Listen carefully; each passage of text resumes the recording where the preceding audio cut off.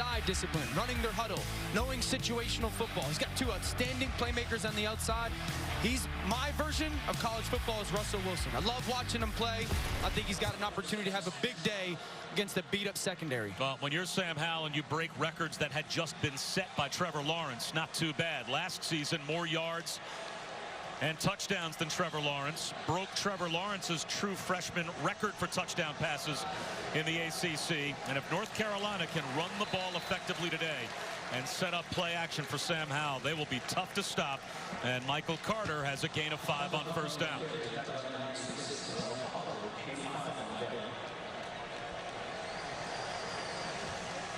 The heels waste no time. Howell to the air. Out to the edge to Bo Corrales. A couple of yards shy of a first down. Jermaine Waller made the stop. I think that's something that North Carolina wants to do early.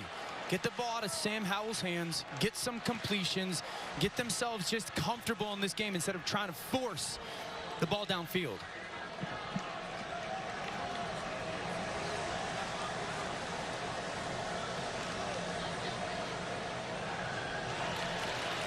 The tight end's got a first down. Garrett Walston converts on 3rd down and 2. Nicely designed play, and Sam Howell executes it to perfection. Yeah, really good. 3rd and 2.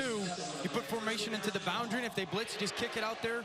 Good blocking on the perimeter by the North Carolina receivers. That's exactly why that second down play was such a big deal. Howell looking downfield. Wanted to unload a deep one. A flag is out, and he will throw. Deep over the middle. Hit the traffic, and it's broken up. Intended for Dyami Brown, but let's check the marker. Back at the line of scrimmage. Holding. Number 72. Offense. 10-yard penalty. Repeat first down. That's on Asim Richards, the left tackle, as we check our impact players for this Carolina offense against this Virginia Tech defense. I think Dyami Brown is one of them, and Dazz Newsome is the other. These two dynamic, best playmaking wide receivers in the ACC. And then for Virginia Tech defensively, Hewitt's going to have to push the pocket awesome. And then Ashby, you're going to have to beat this North Carolina front, whether it's backdoor, over the top. You got to use your quickness to slow down their run game.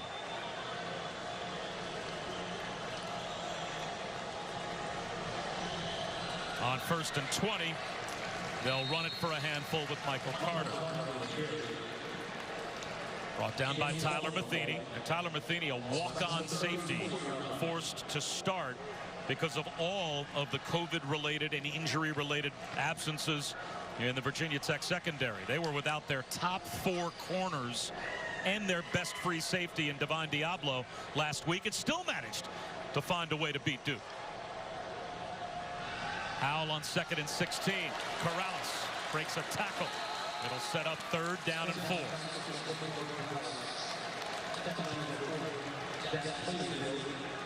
Really good job by Sam Howell there. His eye discipline, seeing what the secondary was doing and get the ball out of his hands. This is what they want. Live in as many 3rd and shorts as you can live in. Better execution opportunities.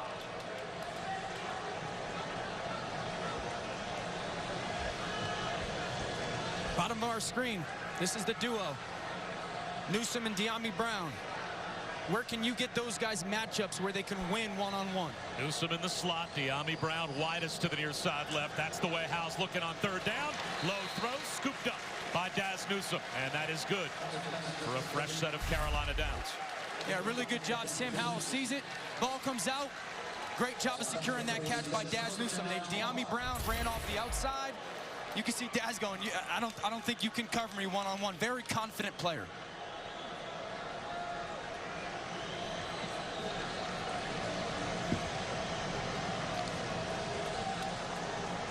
Javonte Williams up the middle for a first down and more.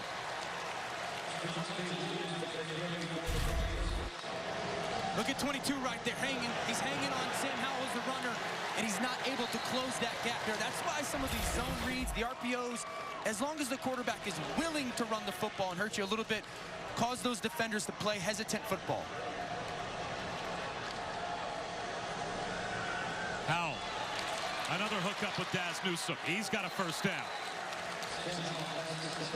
You know, Dazz Newsome in the spring game had a ball go right through his hands. And the wide receiver coach, Lonnie Galloway, said, "Can you see okay? Yeah. That hit you in the chest plate. Maybe we should go to the eye doctor." Not long after that, contact lenses. Really? Pretty good idea That's a for good a story. wide receiver. And there he is, making catches out on the edge. He caught everything after he could see. Right up the middle, once again breaking tackles is Michael Carter, and it's 1st and goal for North Carolina. Virginia Tech brings the pressure. You shut it down, 75, pull around, kick out. Michael Carter's a very fast back that's got great vision, loves to get downhill. Carter again on 1st and goal. Keeps his legs churning and gets turned back inside the 2 at about the 1-yard line. It will be 2nd down and goal. Eventually, Norrell Pollard was able to stand him up. North Carolina running a couple more big bodies on the field. Tight end comes off. Extra offensive lineman comes on. This is where they've grown in their offense development-wise with Sam Howell. He is a viable runner here. Keep your eyes on him with the zone read. Javonte Williams at 220 pounds lines up as the deep back. He takes the handoff. Goal line. Touchdown.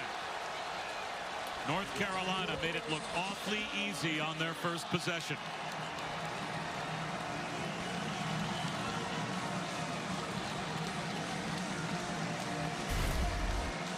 Pulling offensive lineman, clean up the hole. Great vision by Javonte Williams. No reason to follow the pull. You see a seam, finish it.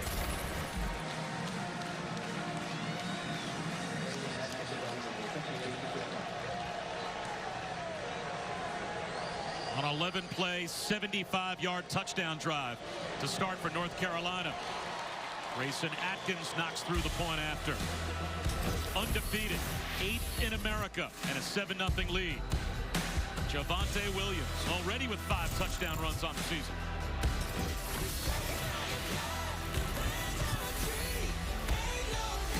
Hendon Hooker gets some snaps. Burmeister does get the start, but we expect that Hendon Hooker will make an appearance at some point. They'll start it on the ground, and that's Khalil Herbert, who gets out to about the 30-yard line. It's a gain of 5 on 1st down. Now Burmeister is the Oregon transfer. He was Justin Herbert's backup and then made the move to Virginia Tech, and he has now had an opportunity to become the starter with Hendon Hooker ready to play at the start of the season, but then a non-COVID related illness has kept him out. But apparently he's rehabbed and has practiced enough to have a chance to play, but Burmeister is the starter. I think Justin Fuente is going, okay, Burmeister, you gave us a chance. You've got a ton of practices, and you come off a win. You know, I think it's hard to take a kid off the field after that. There's pressure coming off the top of the screen, number 4 right here. You got to handle their pressure. Are you sure that's where the pressure is coming from with this Carolina defense? You never know, right? It comes from the other side, and Burmeister makes a man miss, and that ball is jarred free. In and out of the hands of Trey Turner. This play's really made by 44. The pressure's initially going to come off this side, but they end up changing it. Gamel changes the play, and it's going to come from the corner. Patrice Rene off his right side. That forces Burmeister to get out of that pocket. Now he makes a good, accurate throw. You just want to see that catch be made. Great job by the safety, Don Chapman, coming up and knocking that ball out. But that pressure, that blitz was changed by Gamel, the linebacker. Such a great player, quarterback-wise, in that defense. Mac Brown calls a timeout from the sideline as inside their own 35-yard line. Virginia Tech lined up to go for it. We'll see if they do. Easily. We can also now say we were in Chapel Hill. Also, I grew up watching Dr. Jerry punch like this, like legendary. This is my first game ever doing one with him, so. Yeah, this is like looking up at Mount Rushmore and actually seeing one of the guys there as Dr. Jerry Punch on the sideline, Bob Wischusen and Dan Orlovsky. Is there actually a chance Virginia Tech will snap the football? This is going to have to be a kick, right? And it is. A pooch punt from the quarterback Burmeister, and it certainly gets the job done. They will flip field position all the way down to the North Carolina 17-yard line. 7-0. The Heels have the lead. Let's check in for the first time with Kevin Nagano.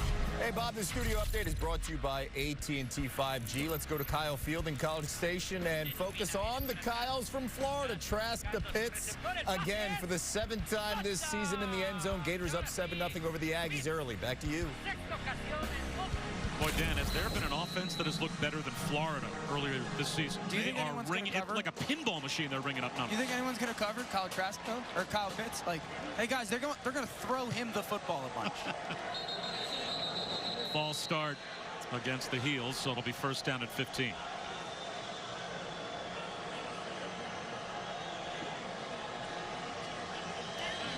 Prior to the snap, false start, number 75. Offense, still first down. As we said, Dr. Jerry Punch is with us. Doc. Hey, guys, thank you very much. You know, after that opening drive, the body language for the Hokie defense, they were somewhat shell-shocked. Coaches came over and said, look, guys, we got this, we got this. They're in a quick game, not a drop-back game. We have to get our hands up. We have to focus on the run. And above all, when they check, we have to check out of some of those blitzes. They made some change. Well, can't stand up to the run here as Michael Carter looks like he has another North Carolina first down. Coach Punch brings up a great point. I wrote down in my notes after that first North Carolina drive, you hurt the blitz and you tested the eyes of Virginia Tech. So they got to get better at that real quick in this first quarter. Like when they're going to call their pressures, the guys have to get to the certain spots, the correct places. If a guy blitz and you're the safety that's supposed to replace, you got to replace. And then they got to have better eye discipline for everything that's going on in the backfield of North Carolina. Play action. Howell incomplete at the feet of Dyami Brown. That's a challenge for the defense. Don't get me wrong. Like, it's challenging when you go, okay, linebackers, you guys are going to pressure safety. You've got to come down. But then I go, okay, coach, you want me to replace the linebacker, but then the guy, the tight end, is going into the flat or something like that. So it's about doing it at the right time with great discipline and understanding kind of the tiers of how you go about doing things. Replacing, eyes in the right place, stop the run, get to the pass. Howell on the slant, and this time perfectly thrown. Dazz Newsome breaking tackles across the 50. They're just crushing this RPO game. The nickel stays too high. Dazz Newsome replaces them, and you see a little bit of athletic ability. See that nickel defender drop underneath, kind of lost in space. But the athletic ability after the catch, that's what North Carolina's living in right now. It is just a heavy dose of the RPO game, and I mentioned the eyes. Jet sweep on the end around to Newsome. He's got blockers, and he's got about 8 yards. Cut down by Jermaine Waller, but second down and 2. I think Phil Longo, the offensive play caller for North Carolina, I think great play callers right now attack defenders, not just defenses. And I think he's looking at Jamari Connor, the nickel for Virginia Tech, number 22, and going, okay, this is the guy right here. This is the guy that they feel they can attack. Play action. Sam Howell going up top. Looking end zone. Caught. Dyami Brown. Did he get a toe down? It looks like he did. That's a Carolina touchdown.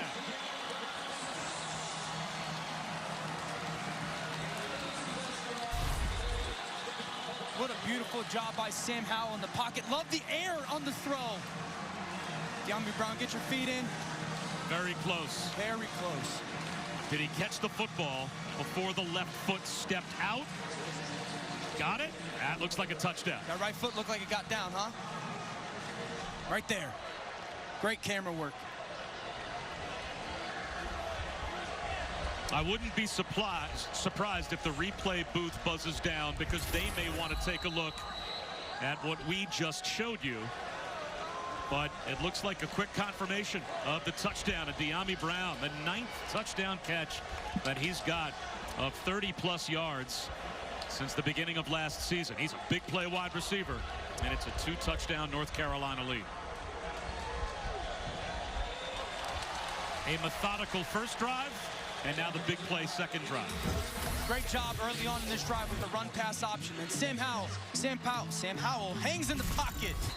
Beautiful air, touchdown, Tar Heels.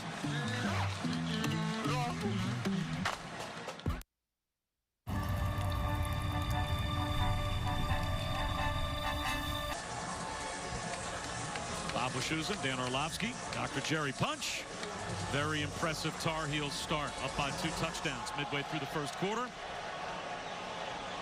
And this will be a touchback on the kickoff. Dan, back to the touchdown. Well, this is a great job of formation in the boundary. You put offensively your trips there. That's going to force that safety to have to roll over the top that way. And you're going to leave a one-on-one with your receiver. And when you get that situation, you tell your receiver, you have to go win on your route.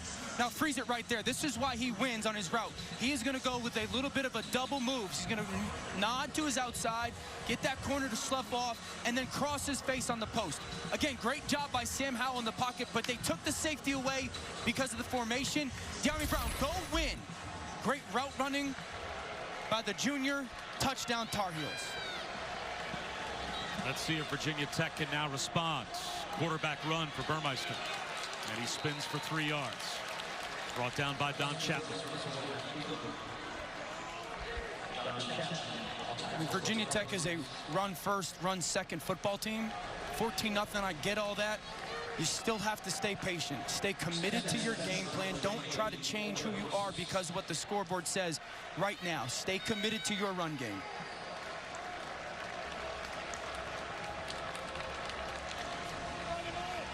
Play action. Burmeister floats one down the sideline, and it's broken up into triple, if not quadruple coverage for James Mitchell. Let's check in with Kevin. Bob, LSU, Mizzou, that game moved to Columbia due to concerns over Hurricane Delta. And Miles Brennan down 7-0, 6 for 6, perfect so far. Finds Terrace Marshall. We got a tie game over on the SEC network. Back to you.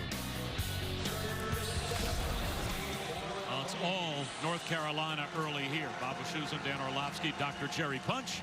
7:14 to go in the first quarter, and it's 14-0 Heels and a third down for Virginia Tech.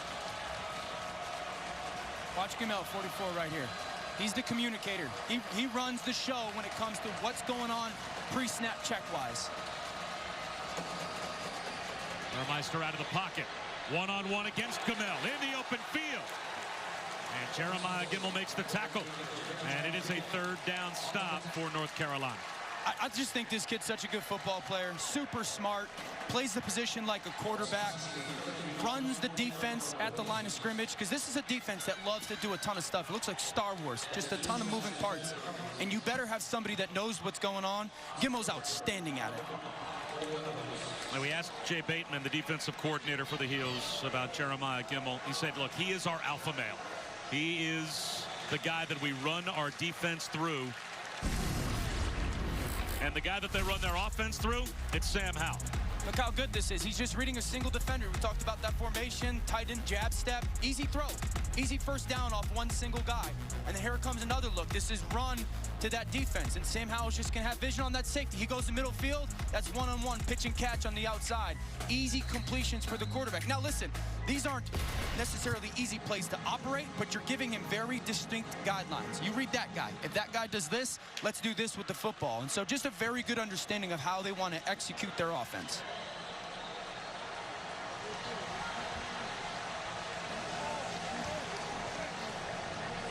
Javonte Williams. 9 yards on first down. Is that the secret to good offense? Make something that looks complicated be simple for the players to execute? Oh, for sure. I mean, the great teams in the NFL do it. Sean McVay and the Rams, the Buffalo Bills. I mean, it's simple plays, but a lot before the snap. Well, that time, the pass intended for Corrales was broken up, and it'll be third down and 1. Jermaine Waller jumped up and got a pass defense. Bob, I've often referenced it to like this, like it's a great illusionist. You know, I want everyone to pay attention to what I'm doing over here.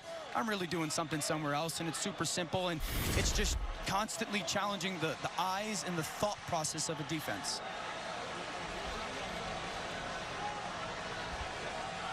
It also helps to have really good players. That's breaking it down. Third down and 1. Can Virginia Tech get a stop and get off the field? They cannot. Pile driving his way for a first down is Javonte Williams. I think for North Carolina, like Phil Longo, their offensive coordinator, believes in that a little bit. Talking to him, he's like, listen, guys, football is a simple game played by complicated people, coached by complicated people. And he's like, I don't want to overburden my players with too much information. we recruited you for a reason. I'm going to try to create some space for you, advantage for you. You go make some plays with your athleticism. How well protected wheel route to Javonte Williams. They are dicing up this Hokies defense. I love it. Looking from the mesh from the right side, bring those receivers across, forces that defender again to play hesitant football. Connor, number 22, talked about it. Just a little hesitation. Sam Howell kicks it out to the back. Easy throw, big gain.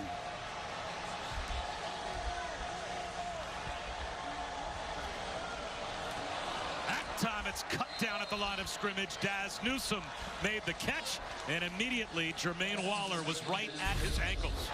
Well, Waller just anticipates this play, kind of guesses. He's seen a couple of those balls that have gone out to the flat, bubbles and whatnot. He knifes inside of Corrales and upends it Dazz Newsome.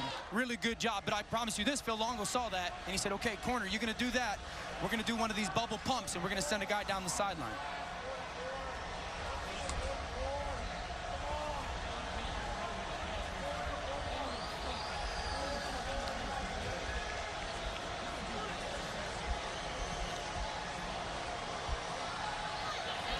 Avoids a sack, tucks it under, slides near the first down, takes a shot, out come the flags, and Shamari Connor might be done. The moment Howell starts to give himself up, he becomes a defenseless player. This would be targeting if this is ruled forcible contact to the head or neck area of a defenseless player. At the very least, it's a personal foul. After the play, personal foul, unnecessary roughness, targeting, number 22, defense, 15-yard penalty from the end of the run. The previous play is under further review. Come on, Lawrence!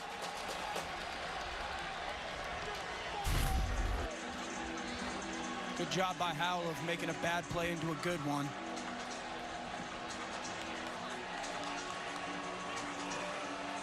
You know, it's that old 50-50 for a defensive player. He's running. I start to commit to bring him down. He then goes into a slide. I'm halfway there. I'm already committed to hitting him. What do I do at the same time? That is a defenseless player that is being hit in the head. Listen, that looks really bad. And I'm thankful that Howell's okay. I've had this conversation with defenders so many times, and they have expressed to me how hard it is in that moment to make, to have that decision. What do I do? Do I play hesitant? I've never played defensive football. So I'm trying to have a little bit of, I guess, sympathy for Connor here. Further review, the ruling on the field of targeting is confirmed. Number 22 is disqualified for the remainder of the game. And I think it's targeting, and I think it's for the remainder of game. Indisputable. I just think it's very difficult for those defenders, that's all. Now remember, all of the COVID absences for Virginia Tech, no personnel group has been hit harder for the Hokies than their secondary. And that might be the best remaining secondary player they had coming into today's game that's now out as well. And they haven't been able to stop North Carolina on their first two drives plus to begin with. So this, for Coach Fuente, is about as bad a recipe as he could have hoped for. As already now, North Carolina with the 2 touchdown leads in the red zone, and you just lost a player at a position group you can't afford to lose.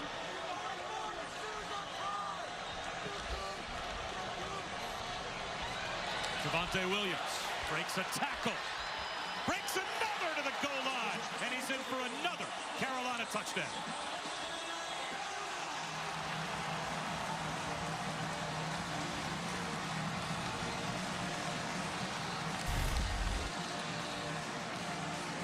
Very physical run by Williams. Smells the goal line, a little bit of a hurdle step. How about that balance right there?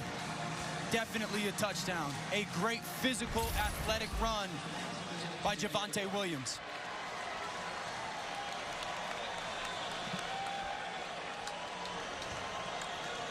.224 total yards for North Carolina, 13 yards for Virginia Tech, and the second rushing touchdown for Javonte Williams. 21-0.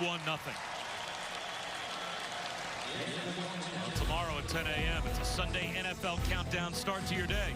An inside look at how the postgame jersey exchange is evolving this season. And then our Monday Monday Night Football matchup. Chargers in New Orleans to take on the Saints, 8 Eastern on ESPN, ESPN Deportes, and the ESPN app. Of course, the Broncos and Patriots have been postponed at least temporarily until 5 o'clock. So we've got a Monday Night Football doubleheader for you on Monday, beginning at 5 Eastern.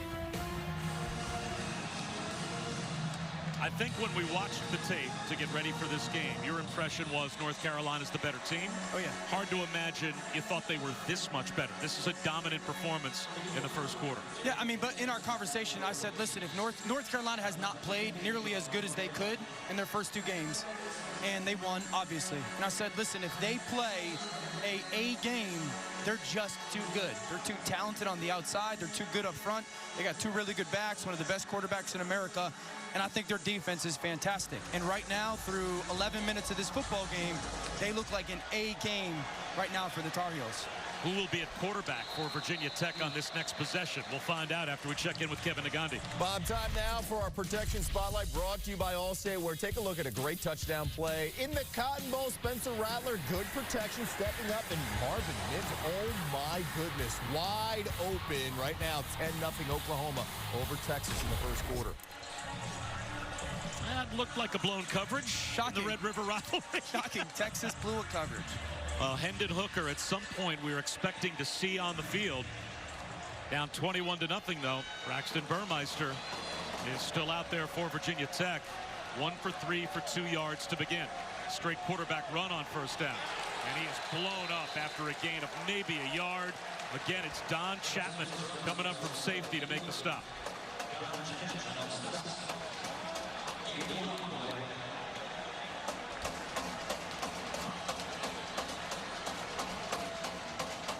Screen pass. Raheem Blackshear maybe manages another yard. It'll be 3rd down and 8. What great discipline on the perimeter by North Carolina. Trey Morrison takes his block. McMichael takes his block and allows people to run to the football. And I talked about it like this is not the situation you want to be in versus North Carolina defensively. They are going to give you a ton of looks. Hendon Hooker looking on like might be my opportunity to come play. But here comes all this potential pressure out of North Carolina's defense that you've got to try and decipher. Well, Burmeister may give way to Hooker before too long. But this time against a 3rd down pressure look, he's able to find Nick Gallo for a much-needed Hokies first down. Good job motioning the tight end. Gallo across. They catch him on the blitz. The ball gets out before the pressure can get there in a good completion. That's where they're going to have to try and be really good with pre-snap motion to confuse North Carolina defensively, and then don't wait, snap the football.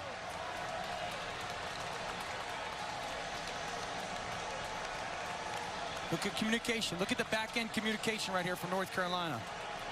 Chapman communicating. Morrison, who's doing what where? Burmeister. He's got about 5 yards.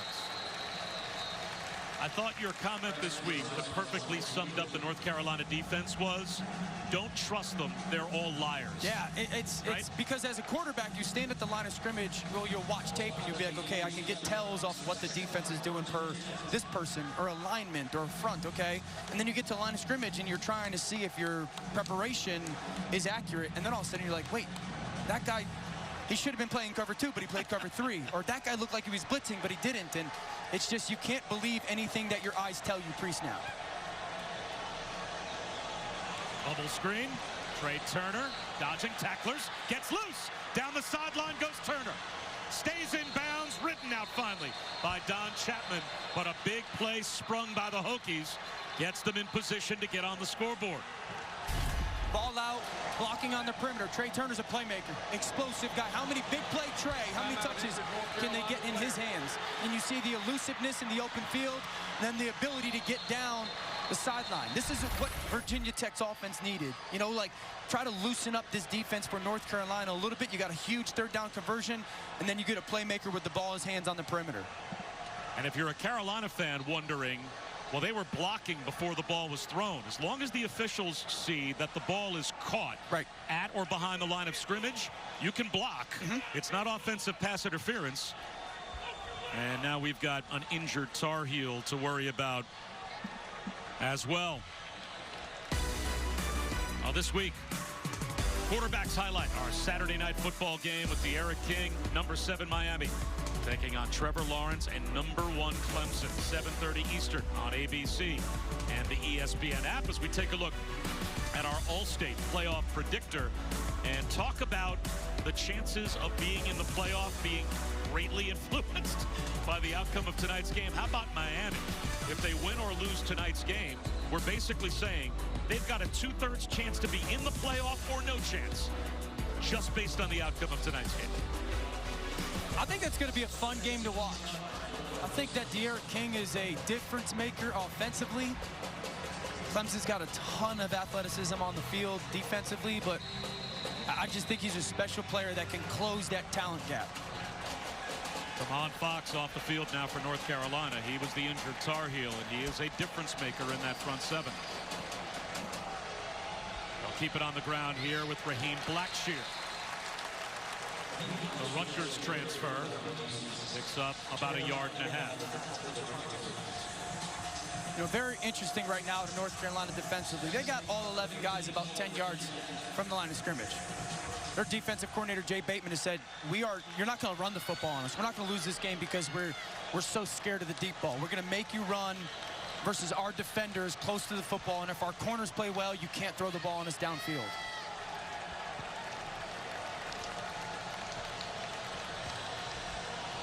Low snap. Burmeister gets a block, takes a hit, and is close to a first down. That brings up a very important red zone 3rd down for Virginia Tech. Down 21-0. This is just from a mental standpoint, you can't imagine a field goal does too much for them. And I think they've got something when they put those 3 receivers to one side of the field and leave the tight end to the other side of the field by himself. They've got some really successful quarterback run going back that way. This is 3rd and 1 becomes 2nd and 1 right now for their offense as a play caller with Brad Cornelson. This is a 2nd and 1 play call. You're going for it on 4th down.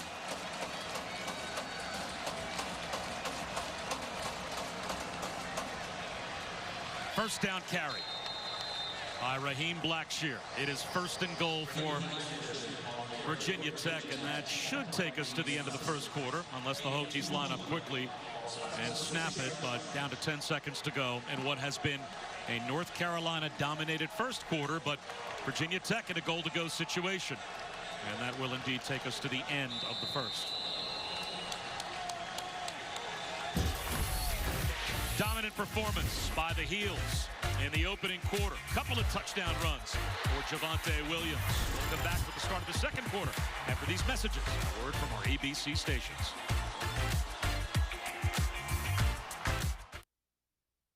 Only Dish has the Hopper, TV's most powerful DVR. Look who's here. It holds against North Carolina. Guess who played for North Carolina back in the 80s? His father, Danny. He's a Hokie fan today, though. And here's his son with a pitch out to the perimeter for Blackshear, but it was deflected and falls incomplete. So we start the second quarter with Virginia Tech trying to get on the board, but now it's 2nd down and goal. Really nice job by Hopper, the outside linebacker, not biting to that jet sweep motion, getting his hand on that football, because Blackshear is going to walk in if it doesn't get knocked down. I really think that Virginia Tech is still treating this as 1st down. This is a 4-down territory for them, and quarterback run needs to be up. It's an empty backfield, and there is straight quarterback run for Burmeister. He's at the goal line, just barely gets turned back inside the 1. So it will be 3rd down and goal. I love the call, and then Burmeister just kind of sorting his way through those holes. This is pretty good by a quarterback now. Trying to get that ball over the pylon. Great fight by North Carolina's defensive backs, led by Chapman. Again, I'm treating this as 2nd and goal if I'm Virginia Tech offensively. Find the extra unblocked defender. I got 2 backs in the backfield. Can I follow them for a quarterback run again? How about a handoff to the tight end for a walk-in touchdown? James Mitchell. Can't imagine that was what North Carolina was expecting. And what a vital touchdown drive for the Hokies to get on the board. See the tight end come from the right side. Great cutoff blocks on the front side. You lead with Herbert on a front side block and just really creative. I mean, it's very creative. Instead of putting the tight end at the line of scrimmage in a traditional alignment, they bring him into the backfield and just hand him as a positionless player rather than just a tight end. You're a defensive player in the front seven. Where do your eyes normally take you, right? You're looking at 25, figuring he's going to follow the tight end. Yeah, and big deal is the tight end follows the running back. Right, and the tight end's not in a normal alignment, right? So then I've got rules. Coach, you didn't tell me about that rule type thing, and so very good job, play design by Virginia Tech. It's time now for our Aflac trivia question. All right, here we go, Dan. See if you can reach into the vault and come up with this one. When was the last time Mac Brown beat Virginia Tech as a head coach? I know you know this. It's in that mental Rolodex of college football information you've got. They want me to think that it had to be when he was at North Carolina. But I'm thinking... Are you sure that's what they want you to think? Probably. When I say they, I have no idea who kind of makes the questions either. Well, Mac Brown, the winningest coach in the history of North Carolina. Of course, this is his second stint. And boy, talk about a guy that is just mentally in a different place now than he was when he was the head coach of Texas, and is so open about it. Just having so much more fun being a head coach. Number one goal, he said, I'm not coming back to not have fun. And I asked him, Coach, through all this stuff, like, how are you doing it? Like, how are you doing it? I said, listen, these kids want to play. They want to play, and if they want to play, I want to coach. Let's go to Kevin Nagandi. We got a good back and forth between Florida and Texas A&M. Kyle Trask, his 12th touchdown pass of the season in front of plenty of family and friends. This one to Kadarius Toney. Gators up 14-7. Kellen Mond, though, engineering a 14-play, 94-yard drive, finding Caleb Chapman. We are tied up at 14 over on ESPN. Bob, back to you. So A&M staying right there with that high-powered offense of the Gators. I thought Florida's defense would play a little bit better today, getting healthy. Kellen Mond's a really good player as well. If Nagandi had told me that Kyle Pitts caught another touchdown, I was going to run across the studio. Now, how important is this possession for the Virginia Tech defense? And it starts with a 5-yard penalty against Carolina.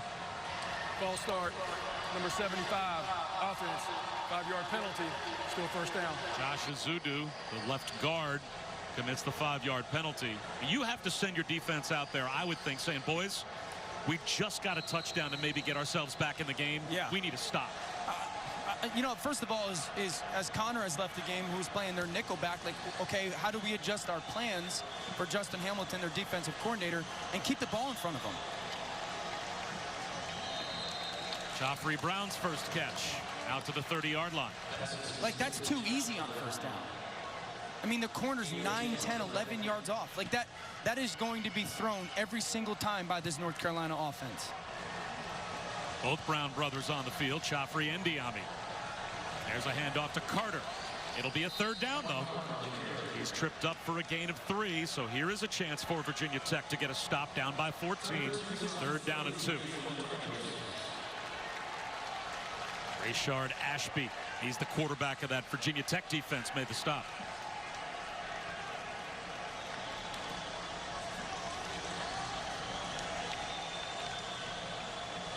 Sam Howell dropped, knocked out of the hands of Dyami Brown as he was met by Dorian Strong, a true freshman, and now it's 4th down and 2.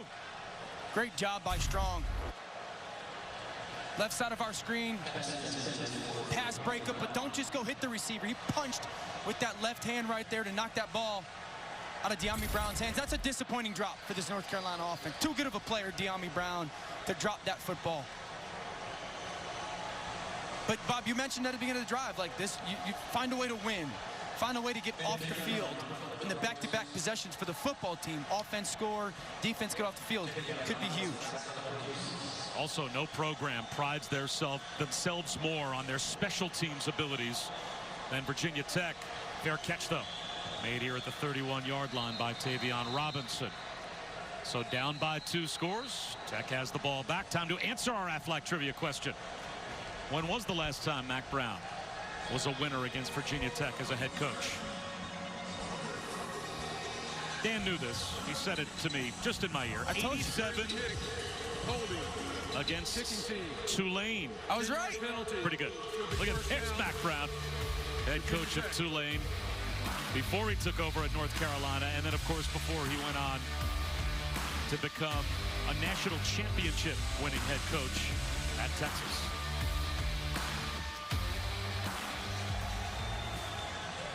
Field position just got a little bit better for Virginia Tech as there was a holding call against North Carolina on the punt.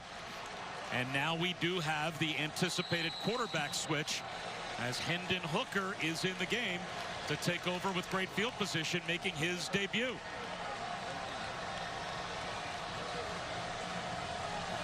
Little zone read, and Hendon Hooker ahead for about 6 yards. What dynamic do you expect Hendon Hooker now brings to this offense? A little bit more deliberate quarterback run, more zone read. I think Burmeister, they tried to do with call it and run it quarterback runs, where he's now the decision maker, whether it's the handoff to the back or the quarterback run. Probably a little bit more of a in structure, better quarterback thrower than Burmeister, passing the football wise. And so very good athlete, good thrower of the football, just brings a little bit better dynamic with their zone read game.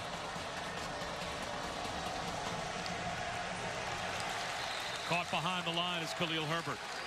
So now it'll be 3rd down and a long 5. And the last time they had this 3rd down and long situation, remember, they used pre-snap motion to kind of catch the North Carolina blitz defense off guard and get the ball in their hands quickly to the tight end, Mitchell. I think that's a very big part of the plan, is pre-snap motion on 3rd down to see if you can gain numbers one side or the other versus North Carolina's blitzes. Bunch sets on 3rd down and 6. North Carolina brings a 4-man rush right at the 1st down line to gain. James Mitchell, did he hold on? It does not look like he was able to secure the football. So that'll be a 3 and out with great field position for Virginia Tech. Really just try to make it a basketball play. Mitchell posted up against Surratt. The ball's placed good on his right shoulder, just not able to make that catch. But I don't like I didn't like just the structure of the formation. I don't think you can line up against North Carolina on 3rd and obvious passing situations and go, we're just going to get up and snap the football. You got to challenge their communication with motion and shifting before the snap. Oscar Bradburn will try and at least control field position, but he punts it into the end zone. So for North Carolina, it will come out to the 20-yard line. In your wallet.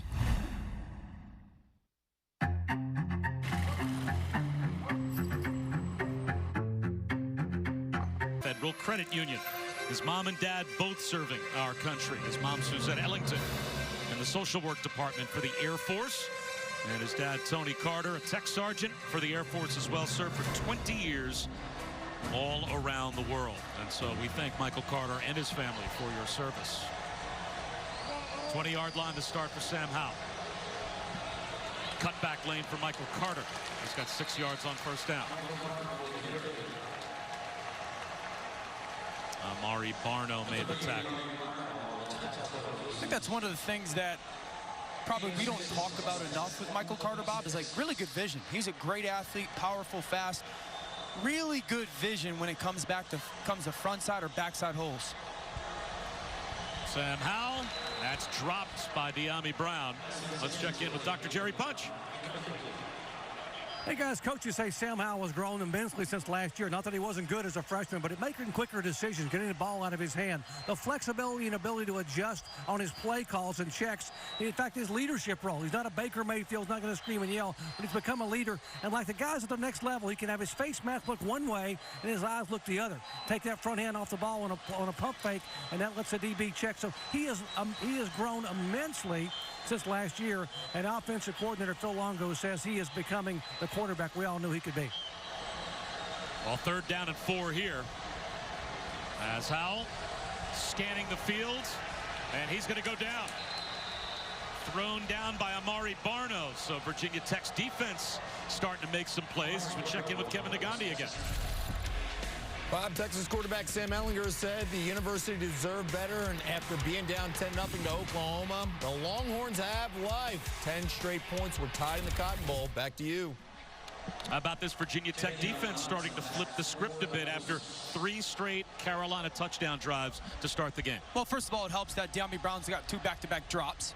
But credit for Virginia Tech, because early on this game, they were getting hurt with their blitzes. And now their blitzes are hurting North Carolina's defense. They've flipped the momentum. It's a football Saturday. After the play. Boy, in the age of coronavirus, trying to come up with helmets that will help. Burmeister back in the game at quarterback, and that screen falls short of Raheem Blackshear. Doc? And what they found out, what's really been, I think, an eye-opener is that they put shields on the bottom part of the helmet, not the upper part, so you don't get the fogging. And the shields on the bottom part screen like 85% of the aerosol particles, which is where the COVID or coronavirus hitchhikes. So the upper shields 13%, the bottom shields 85%, combined together over 90%. So Virginia Tech doing a lot of safety research that's going to impact the future of what we do on the field. Maybe we should all be wearing Virginia Tech football helmets these days. Quarterback run. 4.5, maybe 5 yards for Burmeister. Well, North Carolina began the game just about as well as you could begin a game offensively. 3 straight touchdown drives. But Virginia Tech has answered with a touchdown, and they're trying to figure out how you operate in the era of coronavirus. As Justin Fuente told us, it was basically a flood of infections to start the season. Now they've got it down more to a trickle. Blitz on 3rd down. Burmeister out of the pocket. He's going to try and run for it. Spins right to the line to gain. And it looks like they give him forward progress for a 1st down.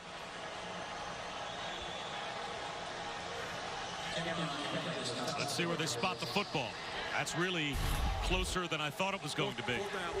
It's a great job by Burmeister, just kind of playing reactionary, instinctual. Not necessarily how you draw it up. The blitz comes and the side collapses, and it's like, okay, let me just go become a runner. Put his head down and try and go get that 1st down. So it's 4th down and inches. They have to get to the 40-yard line for a 1st down. And the nose of the football just about there. They're going to go for it on 4th and 1. And they'll get it. Easily picking up the 1st down is Raheem Blackshear.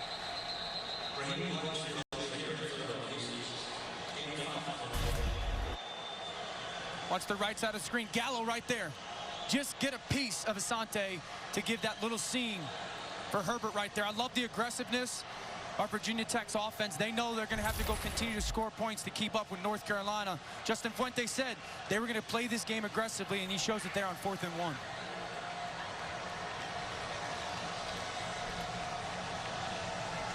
Cutback run for Herbert. And the Kansas transfer's got 11 yards and a 1st down. And normally he wears 21. You see the 25 he has on. Well, that's Frank Beamer's old number. So it's an honor to wear 25. Beamer would be proud of that run, too, because that's a very smart run. You saw him cut back to number 5, Patrice Rene. This run game for Virginia Tech is all about getting the ball to the unblocked defender. 5 was not a blocked defender there. It's on Khalil Herbert to understand where it is and then try to make that guy miss, falling forward to create that 1st down.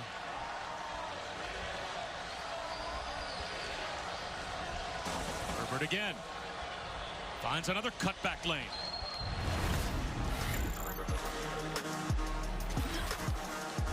But Kansas, he was a productive player. But boy, he has been a difference maker since coming as a transfer, a grad transfer to Virginia Tech, playing a big role in both of their first 2 wins. It's funny, I asked Justin Fuente, like, what about him through 2 games of live action has surprised you that you didn't know? And he said he's faster than I thought. And this time he's there on blitz pickup. Burmeister keeps his eyes downfield and is able to throw one low. The Trey Turner scoops up. Again, great reaction by Burmeister to get himself out of trouble. Find Trey Turner scraping across the field. I think Virginia Tech got away with one there. There's an offensive lineman about 6 or 7 yards downfield. Flag doesn't get thrown, so luck going their way. This is another good drive by Burmeister, and you see the athleticism. Like, that's the thing. He's made 2 plays this drive that are above the X's and O's. That's why I think he needs to stay on the field.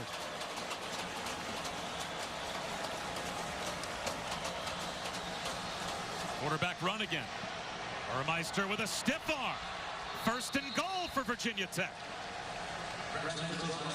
Great little ball fake. You're just getting that secondary to step towards that tailback Herbert for a second. Now you suck them in, and then can you beat them with speed to the outside? Burmeister doing it again. I really love that 3-by-1, that trips formation for Virginia Tech offensively. They're lined up in it again. They got trips down to the bottom of the screen. Run back towards that boundary is a great play for them. Here comes the communication. This is the cat and mouse game, offense and defense. Herbert uses a stiff arm to the 5-yard line at the pylon. Is he in? That's a touchdown for Virginia Tech. How patient on that run was Khalil Herbert. Look at this. How great is this? Patience. Patience. Okay, now here's my scene. Put my foot in the ground. Make somebody miss. Cameron Kelly, can you make that tackle in the open field? No. And then the finish by Herbert. How about that violent left hand on the stiff arm? The tightrope down the sideline. Another impressive drive by this Virginia Tech run game. Last week against Duke, a Virginia Tech record, 358 yards, all-purpose for Khalil Herbert. He had 207 yards and 2 touchdowns rushing. This rushing touchdown is 2 unanswered now for Virginia Tech. Just like that, we've got a 1-score game. ABC and ESPN. Can't wait to watch Clemson and Alabama later on tonight. Returnable kick. Well, check that. It's fair catch that'll bring it out to the 25-yard line. So good job by Michael Carter to utilize that rule as we take a look at this week's college football rankings, brought to you by Goodyear. A litmus test for Clemson, their first of the season tonight, as they'll take on a top 10 opponent in Miami. Georgia, Tennessee later on this afternoon. And Alabama, Ole Miss at 7:30 Eastern as well on ESPN. You wonder about the ACC, because for the last however many handful of years, this league has had the national perception of you're lousy outside of Clemson. And now you've got 4 teams ranked towards the top of the poll. As Sam Howell with a handoff here to Javonte Williams. He breaks a tackle. He's got a first down and more. All the way out to midfield. Does he stay in bounds? They'll say he stepped out near the 50. But can Miami compete with Clemson tonight? Could this North Carolina team compete with Clemson as well? Well, if Javonte Williams is going to run like that, I mean, makes Matheny miss again. You have to make that open field tackle. And you see, like, this is just a high level of talent on North Carolina's offense. We fall in love with Dyami Brown and Dazz Newsome because they're great receivers. These 2 backs, Michael Carter and Javonte Williams, are outstanding. So if their offense is going to click like this, they can beat Clemson. Absolutely. And can we go back to the narrative of the ACC? I fought this for a couple years. Like, I can't stand when people say that. It's a really good conference. Williams, this time turned back after a gain of a couple as the walk-on, forced to play free safety. Tyler Matheny comes up to make the stop. We talked about all the absences in this secondary for Virginia Tech. Tyler Matheny playing because Devon Diablo and Tyree Rogers both out at free safety. Keontae Jenkins, a rover, also out. Breon Murray, one of their top corners, out. And they had their best corner, Caleb Farley, opt out before the season started to get ready for the draft. Carter, first down. Let's check in with Kevin Nagandi. Well, let's go back to Columbia. Take a look at today's Capital One rewarding performance. Miles Brennan, 3 touchdowns in the first half. How about that freshman phenom, Eric Gilbert? 24-21 LSU over Mizzou. They've got good games everywhere. The LSU-Missouri game is close. Guys, just the be Florida careful. Texas A&M game is close. And now Virginia Tech with a couple of touchdowns has made this a 1-score game. Although Carter gets loose again, breaking tackles into the red zone and down to the 5-yard line. Rayshard Ashby saved the touchdown. Talked about these backs to start this drive. Now it's Michael Carter's chance. Like, just the ability to break the tackles. This is the second time we've seen him kind of be athletic, hurdle over somebody. The ability to contact, balance, run away from people. Where's the hole? It's a duo that is as good as anybody in the country.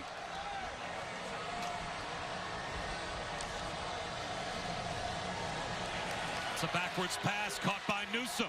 Dazz Newsome somersaults inside the pylon for a touchdown.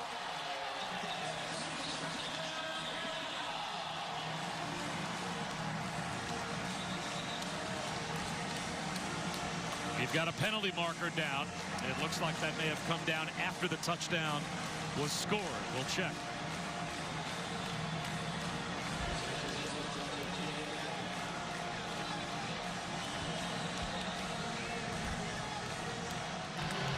After the play, unsportsmanlike conduct, number 5, offense. That penalty will be enforced on the kickoff. That is number 5's first unsportsmanlike. That at least helps Virginia Tech, as Carolina will have to kick from the 20-yard line.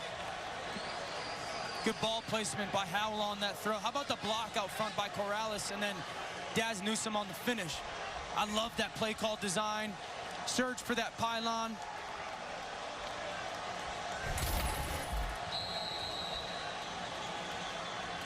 Impressive drive by Carolina. As I said, that was a backwards pass, so that's actually a 6-yard touchdown run, technically, for Dazz Newsome. Yeah, that's going to make me sick. That's a bitter quarterback that obviously... Do you ever lose a touchdown pass because you threw the ball backwards? Probably. Yeah. Probably like 50 of them, now that I think about it. I'm sure you would have had 50 more touchdown passes during your career if you threw a few like this.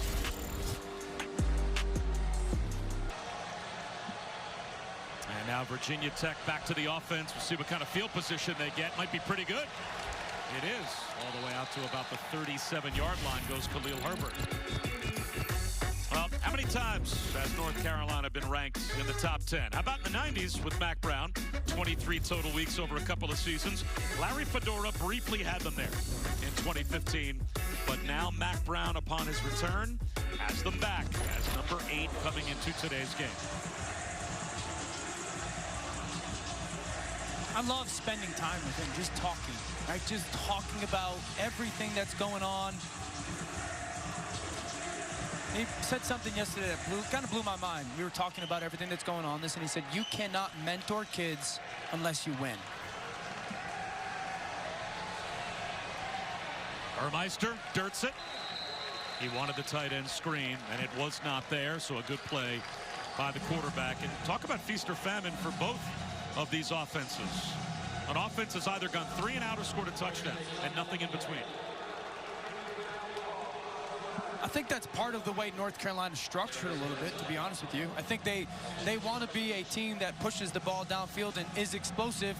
But I'll go back, like 2 of their drives were stopped by Dyami Brown drops, first down drops. So that hurt them a little bit too. And then, you know, Virginia Tech, like who's going to play quarterback? What's our comfort level? Burmeister has a decent drive. He comes off the field. Hendon Hooker goes in, 3 and out. Burmeister comes back. So I think for Virginia Tech, it's a little bit of feeling themselves out who they're going to be today. Burmeister on a keeper, and now it's 3rd down and 10.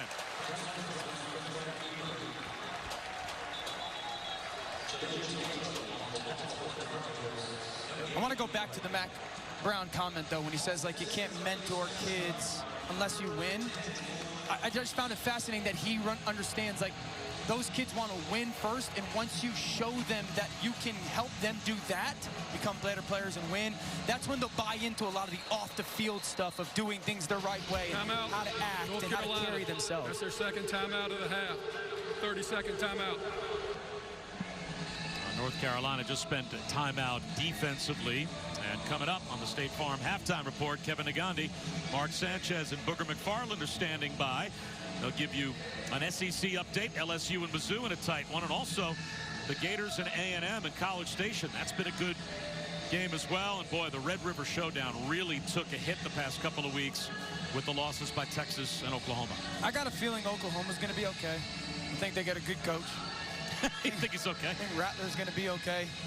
I love this shot of Mac, though, like coaching. He's just still coaching. We saw it before Right around when the timeout got taken out, he was getting in Dre Bly. Right there on our screen is Dre Bly, All-American at North Carolina. I played with him in the NFL, and I just love the fact that that's kind of the impact example right there. Like, he wants to come back and be a part of North Carolina, be a part of what Mac is doing his second stint there.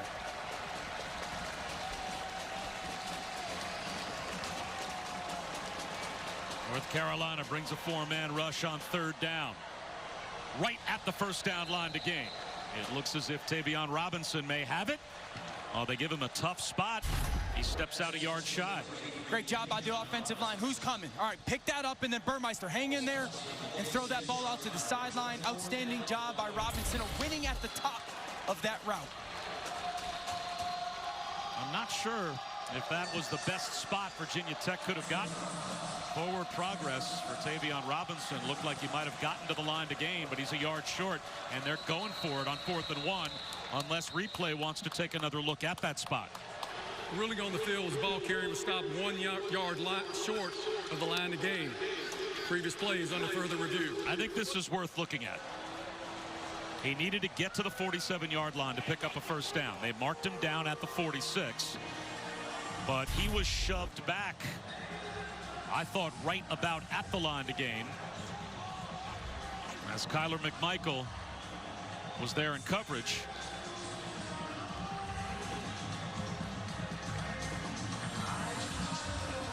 Placement right there.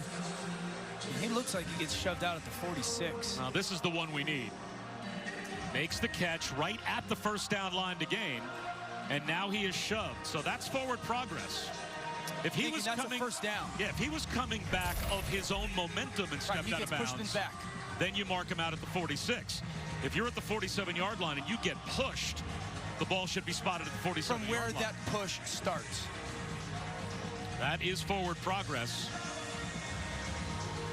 And that would be a huge call. That's a 3rd down and 10. Huge, huge. Which is a first down as opposed to a 4th and 1. The ruling on the field is confirmed. 4th down. Wow. Confirmed is the call. That means they didn't have enough video evidence to overturn. Well, no, that actually means we got it right, and we know we got it right. I guess what they're saying is the momentum of Tavion Robinson is bringing him back to the 46-yard line regardless of the shove, because he certainly seemed to catch the ball right at the 47. This is that same formation they went for it on 4th and 1 before. Same motion. They gave it to Herbert. And they get them to jump. The hard count gets Virginia Tech, it looks like, a first down. And there is the quarterback of the defense, Jeremiah Gimmel, that jumped offside. Offside defense, number 44. 5-yard penalty results in a first down.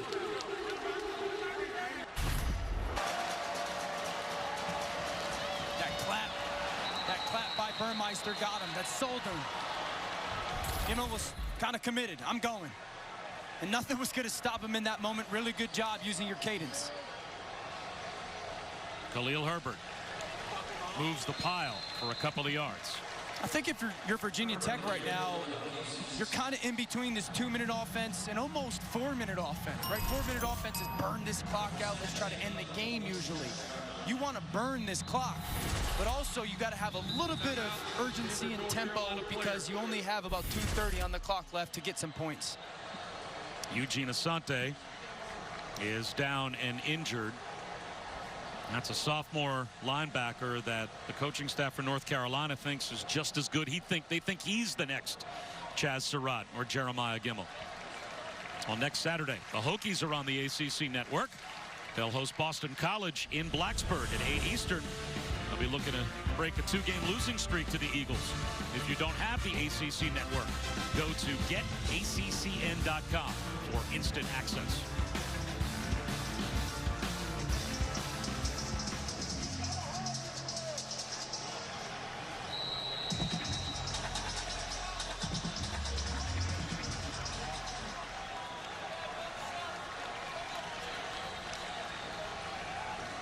Quarterback run for Burmeister. And Dan, Virginia Tech just snapped the ball with about 30 seconds. Could have burned 30 more seconds off the on clock. the play clock. So if you want to make sure North Carolina does not end up with any time before halftime offensively, would you milk a little more clock here with your 3 timeouts? Yeah, I mean, I would have tried to take another 20 seconds or so off of that clock, knowing that it was 2nd and 10, I'm going into 3rd down. Now they snap it early again. It's a screen out to Tavion Robinson. Not much there. Carolina should pop a timeout. And that sets up 4th down. And North Carolina, they only have 1 timeout left, but it looks like they're going to save it. And you'd think Virginia Tech would probably let this clock wind down as far as possible. Will they go for it again on 4th down and 3?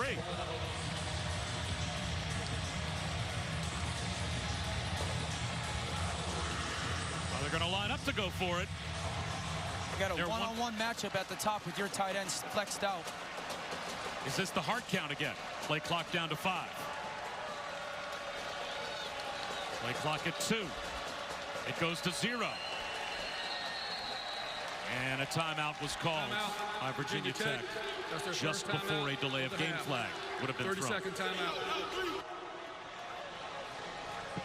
Well, this season, for every field goal and extra point made by participating universities, Allstate will make a contribution to the university's general scholarship fund.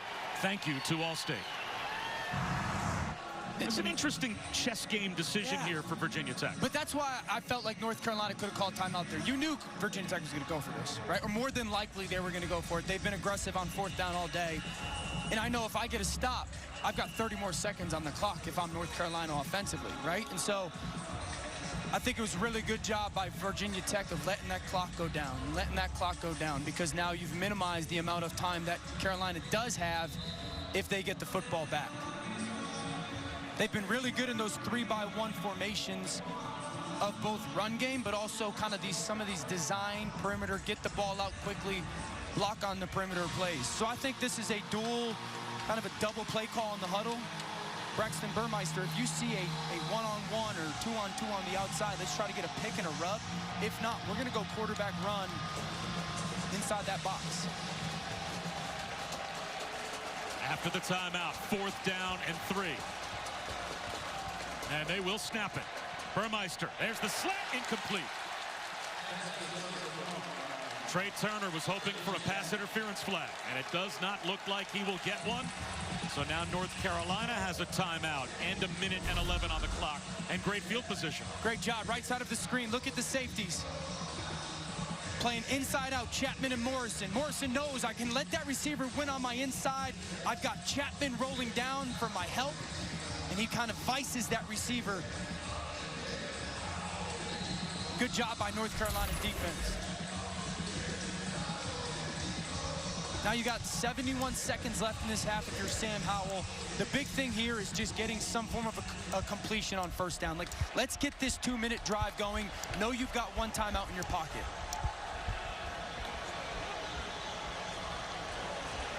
Short gain.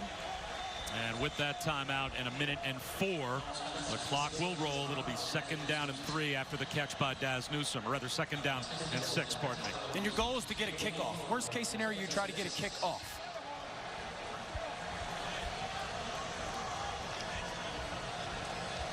They'll run it here with Michael Carter. And he's brought down shy of the 1st down, so that'll keep the clock rolling unless North Carolina spends their timeout. 3rd down and 1, but we're down to a half minute.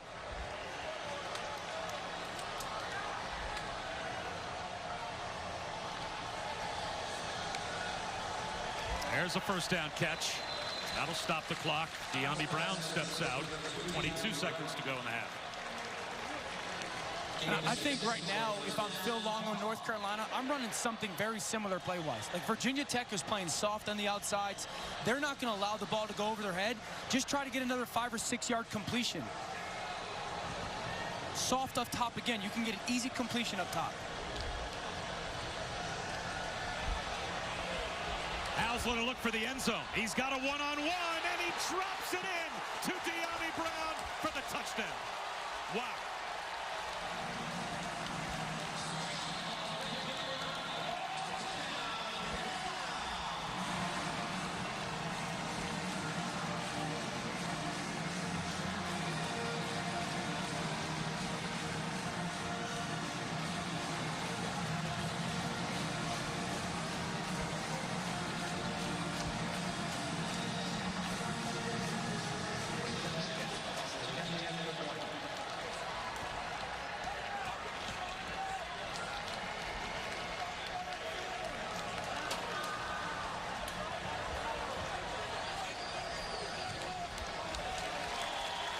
It's back up to a 3-score lead for the Heels. They just gotten that quick little completion, Dyami Brown up top, and now it's just one-on-one. Him in this corner. White, watch when he gets to about the 35-yard line. The little just stab into the ground, right there, stab into the ground, freezes that defensive back, and now it's one-on-one football downfield. Great job by Howell again, giving his guy an opportunity. How about the athleticism to fight through that trip and to make that catch? We had just seen that hitch route thrown before. Great job of Dyami Brown playing smart football, kind of putting that foot in the ground, getting that corner, just settle his feet, give him the chance to run by him. That's the second deep shot touchdown that Dyami Brown has scored here in the first half. And, talking with Phil Longo, their offensive coordinator, and he said, I was down at Ole Miss. Yeah. And I've got A.J. Brown and D.J. Metcalf, and I'm thinking I may never get a chance to coach a wide receiver as good as those guys again. And I'm heading up to Chapel Hill to coach the Heels with Mac Brown. And all of a sudden, I see Dyami Brown, and I'm like, whoa, I've got another one. That's elite company to put Dyami Brown in, and he is certainly living up to that praise in our game this afternoon. I think talking to Phil Longo, you mentioned A.J. Brown. Hey, where is Dyami Brown? Where is he as a receiver with his growth and development? He said the #1 area he's grown in is setting up DBs with his routes. That is exactly what we just saw in that touchdown. I don't want to minimize it. That little jab step that he puts at that defensive back is on purpose. He had just run a 6 or 7 yard route. He puts that jab step with speed at that corner and got him to set up. That is setting up the defensive back for the route that you want to run.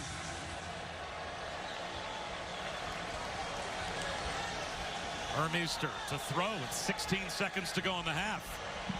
He wants to throw one downfield, and he'll toss it away. So Burmeister, conservative, down by 3 scores. Remember, Virginia Tech won the toss and deferred their option to the 3rd quarter, so they will get the ball after halftime, but now again in a 21-point hole. Timeout, injured North Carolina player. And Kyler McMichael, one of the corners for the Heels, is down. North Carolina already without Storm Duck today, the starting corner on the opposite side, as he was hurt in the Boston College game last week. Well, tonight, our next UFC Fight Night main event, #1 ranked bantamweight contender Marlon Moraes will square off against #4 ranked Corey Sandhagen. The prelims start at 5 Eastern, the main card at 8 on ESPN Plus in English and in Spanish. To get ESPN Plus, go to ESPNplus.com or download the ESPN app.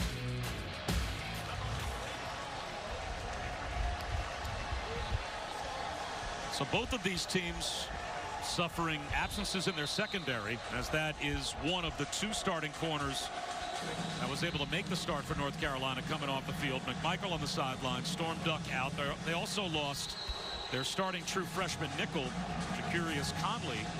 And of course, we detailed earlier all the absences in the secondary for Virginia Tech as well.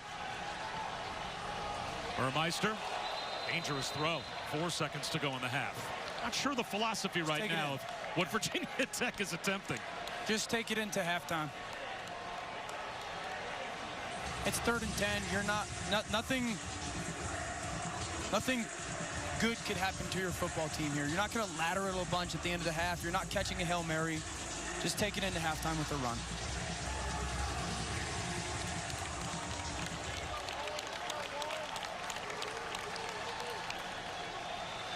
And now it is a handoff, and Jalen Holston will pick up about 11 yards, and that will take us to the halftime break with North Carolina on top, 35-14. Virginia Tech starts the 3rd quarter with the ball. We'll see what they can do. Coming up after the break, and a word from our ABC stations. Kevin, Mark, and Booger, they'll have the State Farm. The most points that Virginia Tech has allowed in a half since 2002 against Miami. And as we said, through the air and on the ground, Sam Howell, 186 yards passing, as we take a look at our Pacific Life game summary. And when he has gone downtown, it has been to Dyami Brown. I like that run, Dyami Brown downtown. But just a really good job of Howell with his eyes confirming coverage. We see 2 long balls. Dyami Brown kind of making some contested catches. Now Khalil Herbert came into this game off a huge week last week. And does he have a touchdown? Yes. But he's been minimized a little bit in that run game. I think Virginia Tech's got to stay committed to that, try to slow this game down a little bit, be very efficient with their drives. Back to Hendon Hooker to start off the second half at quarterback for Virginia Tech. And a moment ago, Dr. Jerry Punch caught up with Mack Brown. Coach, some folks have said that your offense has stuttered a little bit in the first half of the first 2 games, but not today. 35 points. What do you like most about what you've seen? Jerry, they're relaxing. They're enjoying playing instead of that burden they had on them for the first 2 weeks. Still dropped a couple of passes and should have had other first downs, but I told them we can do better the second half, but we're seeing a little bit more about what we can be if we'll just continue to play. Thanks, Coach. Thank you. Hendon Hooker for a couple of yards. And doesn't that sound almost like a microcosm of what Mack Brown has now experienced since he's been back on the sideline at North Carolina, right? Like, enjoy playing, guys. Yeah. Have a great time with the experience. It seems like he's trying to do that himself. I think certainly even this year as well, with everything going on, you know, trying to make sure that he's enjoying what he's having to do every single day, getting to do every single day at work, and being a part of it. It rubs off on his kids as well. 3rd down and 5 for Hendon Hooker. Well protected. He's going to take a shot down the sideline. Underthrown. Incomplete. Trey Turner, the intended receiver, but there's the flag.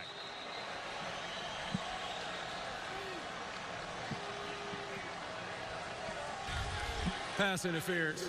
Defense, number 1. 15-yard penalty. Automatic first down. They take the shot downfield to Trey Turner. You see Kyler McMichael kind of search back for that football, and I think there's just a little bit of a left-hand grab as Turner goes up to make that catch.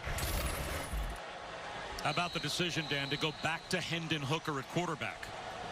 I think this is where coaches can kind of get themselves into a little bit of an issue, not having a very distinct plan or kind of expressed plan of what the decision making is going to be, because sometimes they're like, you know, Justin Fuente said it's going to be, I don't know, we'll go off of feel.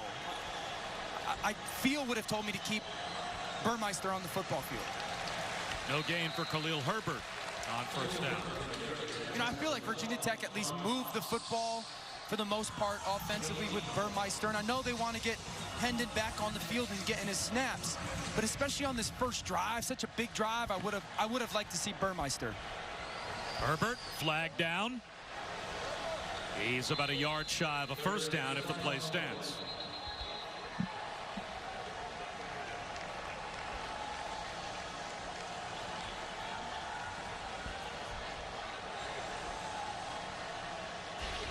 Illegal substitution. Defense, more than 12 players on the field at the snap. 5-yard penalty. Repeat, second down.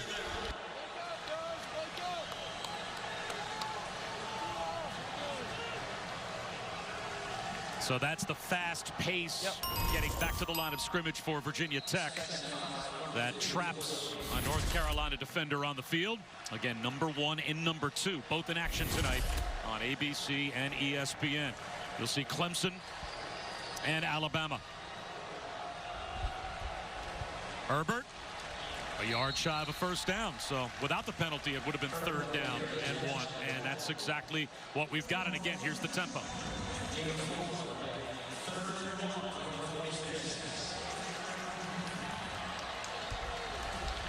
And there's a first down carry for Khalil Herbert.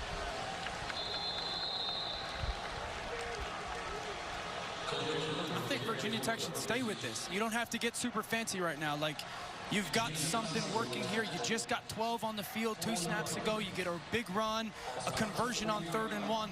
Continue to play with that tempo and challenge the communication of North Carolina defensively. Hooker pulls it back, flips one in the flat to Mitchell, and Mitchell runs a man over. He is a physical player at tight end. We saw a pancake block in the first half that set up one of the touchdown runs for Khalil Herbert, and that time he pancaked the tackler. And they do a good job of kind of putting him in positions to play successfully. You know, like, okay, we'll put you in our block game. We saw the handoff to him down in the red zone on a reverse. Okay, now we'll bring the naked around and get him out in space. Like, he's a really versatile player, a lot like Dalton Keene that they had last year. Raheem Blackshear spins for a first down, and we have another opportunity to check in with Dr. Jerry Punch. Yeah, guys, Chuck with Justin Fuente at halftime about the inconsistency of the offense, either 3 and out or 2 long drives for a touchdown. And how do you find the consistency? He said, we've got to come back on this field and develop some tempo and some rhythm. We got to get to our rhythm as far as the run game. It looks like what they're doing here early on. A quarterback draw, and Hooker took a shot, and he goes down. And at the line of scrimmage by Jaleel Taylor. I think it speaks to the trust that Fuente has in Hendon Hooker. I mentioned it. This is a really big drive, and they're doing a nice job of moving down the football field, but the trust to put him in to start this second half. You know, this is that 3-by-1 formation. You see those 3 receivers, two receivers and a tight end up at the top. This is what they had their most success in first half, running out of this 3-by-1.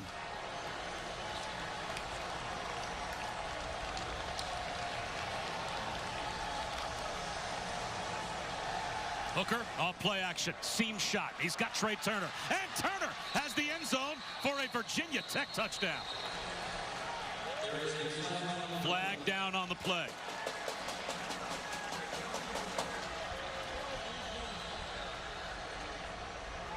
Thrown back at the line of scrimmage. Illegal shift, offense. 2 men in motion and never got set for 1 second. 5-yard penalty, second down.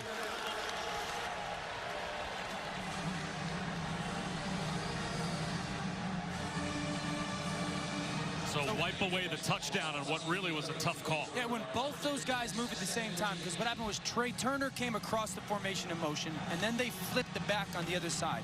When both of them are moving at the same time, both of them need to get set for 1 second. If it was just a motion guy, he doesn't have to get set, but since both of them moved at the same time, that's what the penalty was. Tunnel screen, and there's no tunnel there. Raheem Blackshear dropped behind the line. Another good read by Jaleel Taylor. I mean, Tamon Fox just playing as an outside defensive end type of player. Kind of feels Dara saw the tackle, got him moving out, and goes, I'm going to go blow this play up. And now 3rd and 19. Usually 3rd down, it's like, okay, here comes the blitz package out of Jay Bateman and this North Carolina defense. I think they might play a little bit softer here, but if you're Hendon Hooker, you got to be thinking, okay, if I get 8 or 9 yards, then we're potentially in field goal range.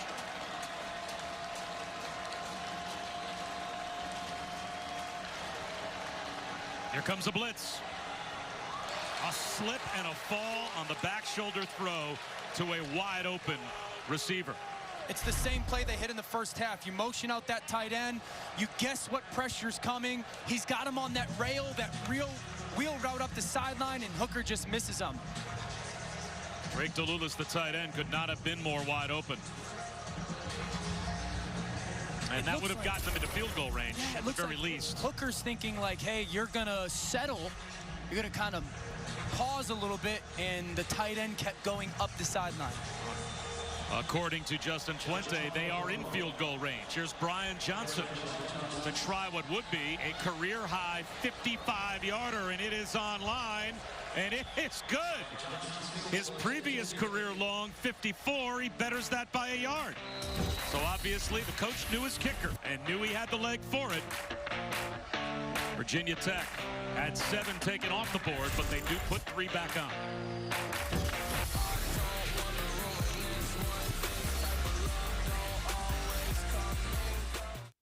In a moment for Virginia Tech, this could have easily been a Drake Dulius touchdown and ends up being 3 instead. Well, so Carolina's going to bring the corner blitz, right? And what they're going to do for this play, Virginia Tech, is they're going to run a post at that receiver and then a kind of a rail shot to put this safety going over the top in the bind. It's the perfect play call.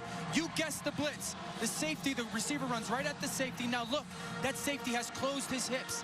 He is taking that receiver. Just throw the ball up the sideline if you're Hendon Hooker, and it's a walk-in touchdown. Your coach just dialed up the perfect play versus the blitz. You have to be able to hit that in that crucial moment. Their defense is looking for a stop now, and Michael Carter begins this drive for North Carolina with a gain of a couple. That 3rd and 19 miss makes me think I coach my kids flag football on Saturday morning. Second play of the game today, I dialed up an absolute gem. We practiced it all night. The kid that we called it for ran the wrong way. I'm sitting there, I'm throwing my dry erase board up in the air. I got to imagine that was Fuente on the sidelines. Cutback run for Carter. He's 2 yards shy of a first down. Now, just to lend perspective to your story, the children that you are coaching are how old? 8. Got it. Yeah, I can see why you'd be losing your mind if an 8-year-old runs the wrong route. Jacob, what are you doing? That is inexcusable. I mean, you drew it up. That kid, play call. that 8-year-old has to run the right route there. I can't believe you left him in the game. Perfect play call. I'm looking at Jacob. I go, Jacob's the kid. I go, Jacob, what are you doing? He goes, I saw some guy running the other way, so I ran that way. I looked at him like, yeah, it's bad coaching. I'd take that kid's scholarship away in a heartbeat. The C's part. Easy 3rd down pickup for Javonte Williams.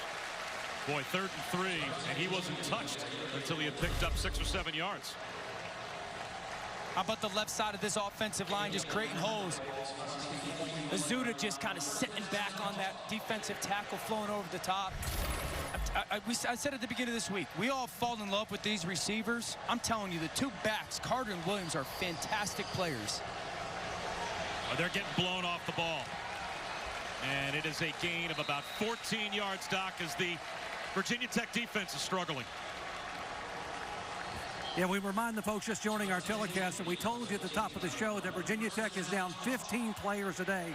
The bulk of those, 9 are on the defensive side and most of the defensive secondary. And then the one guy they were going to depend on, Chamari Connor, got booted from the game due to a targeting call. So the cupboards are pretty bare defensively for the Hokies.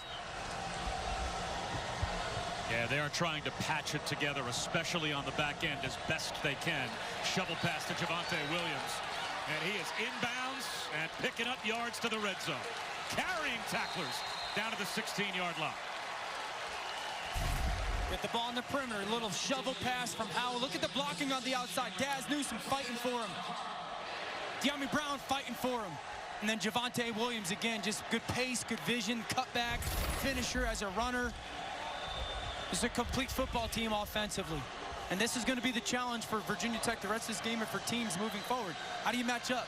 How do you stop all the talent, especially on the perimeters? Here's Carter after a 29-yard catch and run by Javonte Williams. Michael Carter caps the drive with a 16-yard touchdown run.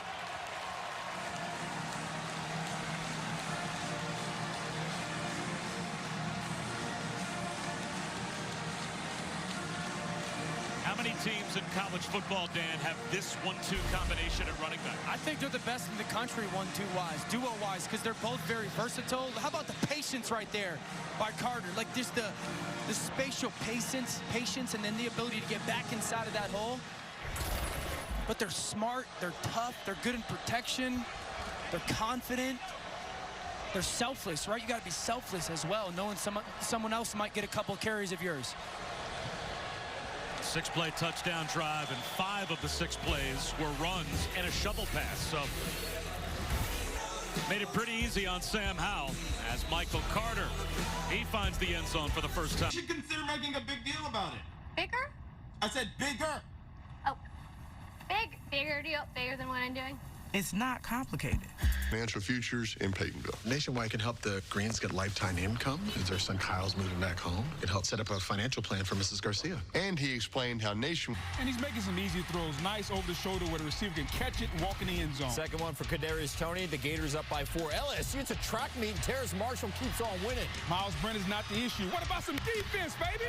Bo Pelini didn't make the trip. 38-31 over LSU. Back to you guys. Well, Books Bayou Bengals are putting up some offensive numbers. They need it. They're in a shootout. North Carolina, though, looks unstoppable right now offensively against Virginia Tech. We just saw a huge drive, right? Those tailbacks getting the ball a ton, and Carter and Williams being dominant. But first half is about these receivers. Formation into the boundary up top. That's going to cause that safety to wander that way as well. Dyami Brown, I created you all that space. You go beat that corner. Little stutter step to the out. Beautiful throw by Sam Howell. How about the toe tap? The back end line. Again, ball into the boundary. Let's go motion. No one runs with him. Put that defender in conflict. Go run to that space. Dazz Newsome. This is a team that is very diverse. It's very deep with their talent. And you got to pay attention to everybody at the skill positions. Hendon Hooker still in at quarterback for Virginia Tech. Play action to start this drive. Floats one up the seam, tipped, and hauled in with one hand by James Mitchell.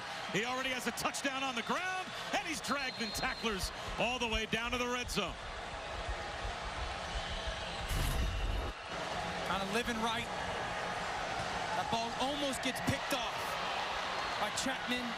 How about the hand-eye coordination by Mitchell to tip it up, track it down, turn a bad play into a huge one for their offense. And we have an injured player down for North Carolina, so we will step aside as they're looking at Don Chapman, the safety.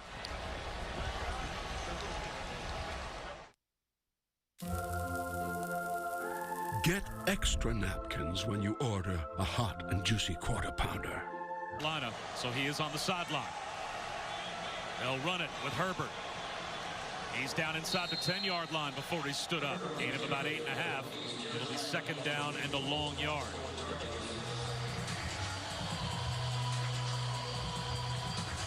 Call it 2nd and 2.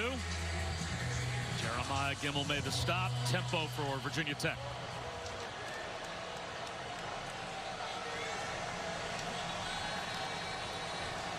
Hendon Hooker will keep it. 1st and goal.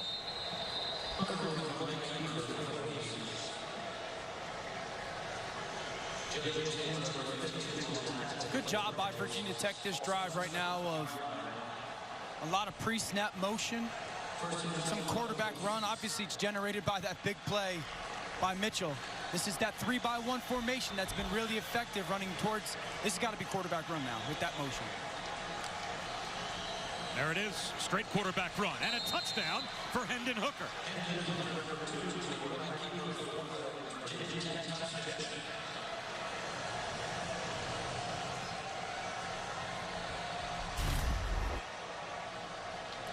Great job using the motion.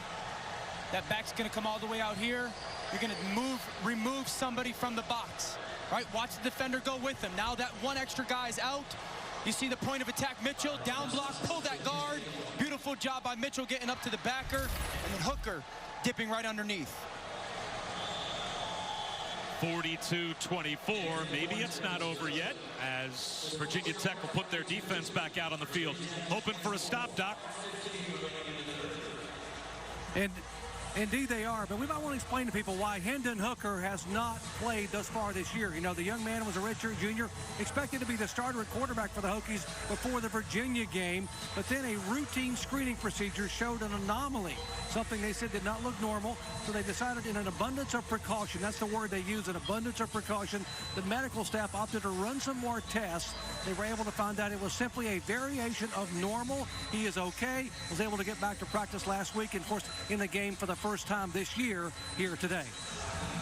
As you said, he was supposed to be the starting quarterback, and Braxton Burmeister was supposed to weave in as well, going back to the start of the season. And Hendon Hooker last season, after he took over as the starting quarterback for Ryan Willis, started 8 games, and in the 8 games that he started, Virginia Tech averaged 36 yards a game, and they'll try the surprise onside kick and see if they can steal a possession, and it looks like they will. Quincy Patterson out there trying to take the ball back, and Johnson got it. Brian Johnson executes it perfectly, and a special teams surprise play for the Hokies works to perfection. What a great kick. Catch him off guard, kick it to yourself. Look at the defender. Front line takes one step back. That ball goes 10 yards. He catches it right at about 11 yards. Has to go 10 before he can touch it. What a great job of calling that play, and it always comes down to execution. The previous play is under further review. Replay wants to make sure that it traveled 10 yards. Certainly looked like it did. Yeah, come on. That went 11 yards. Never wrong. Never wrong. I hope it went 10 yards. So the 5th-year senior place kicker, Brian Johnson, looks like he is stealing a possession back for the Hokies. Yeah.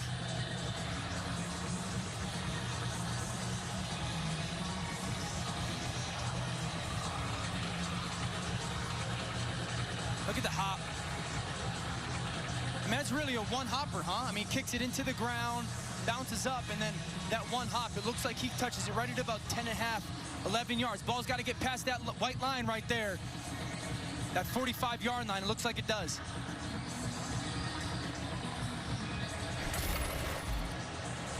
After further review, ruling on the confirmed. First down. So now Virginia Tech steals a possession.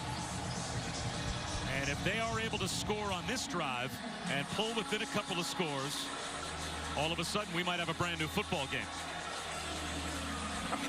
I feel like their offense has been relatively good today.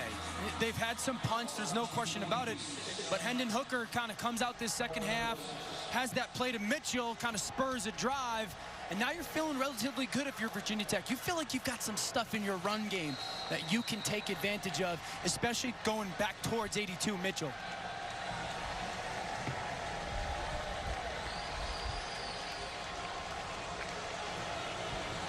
Herbert. Turn back after a gain of a couple. Let's check in with Kevin. We got an update from the Cotton Bowl. Spencer Rattler back under center for Oklahoma. TJ Pledger, though, the carry going in. 24-17 right now. Oklahoma in the third quarter. Back to you, Bob and Dan. So the Red River rivalry is a one-score game. Just when you thought North Carolina might run away from Virginia Tech, the Hokies score a touchdown and are able to steal a possession with a surprise onside kick. Hendon Hooker fading one down the sideline. Broken up. Well diagnosed by Kyler McMichael. It's outstanding by McMichael. Back to the quarterback. Okay, look at back to the quarterback. You're in man-to-man coverage. Now watch the left hand come out here. Watch the left hand pop right there. That's the play right there. Play the ball. And if you can't see the ball, play the receiver's hands. Really good job by McMichael.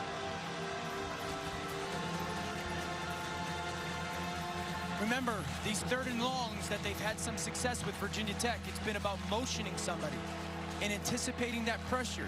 I think they really need to rely. Here comes that motion with Mitchell. Is there pressure coming? They're going to run it with Herbert. He finds a cutback lane. He's got a first down and more. Still on his feet. Khalil Herbert looking for the pylon. He's got it for the touchdown.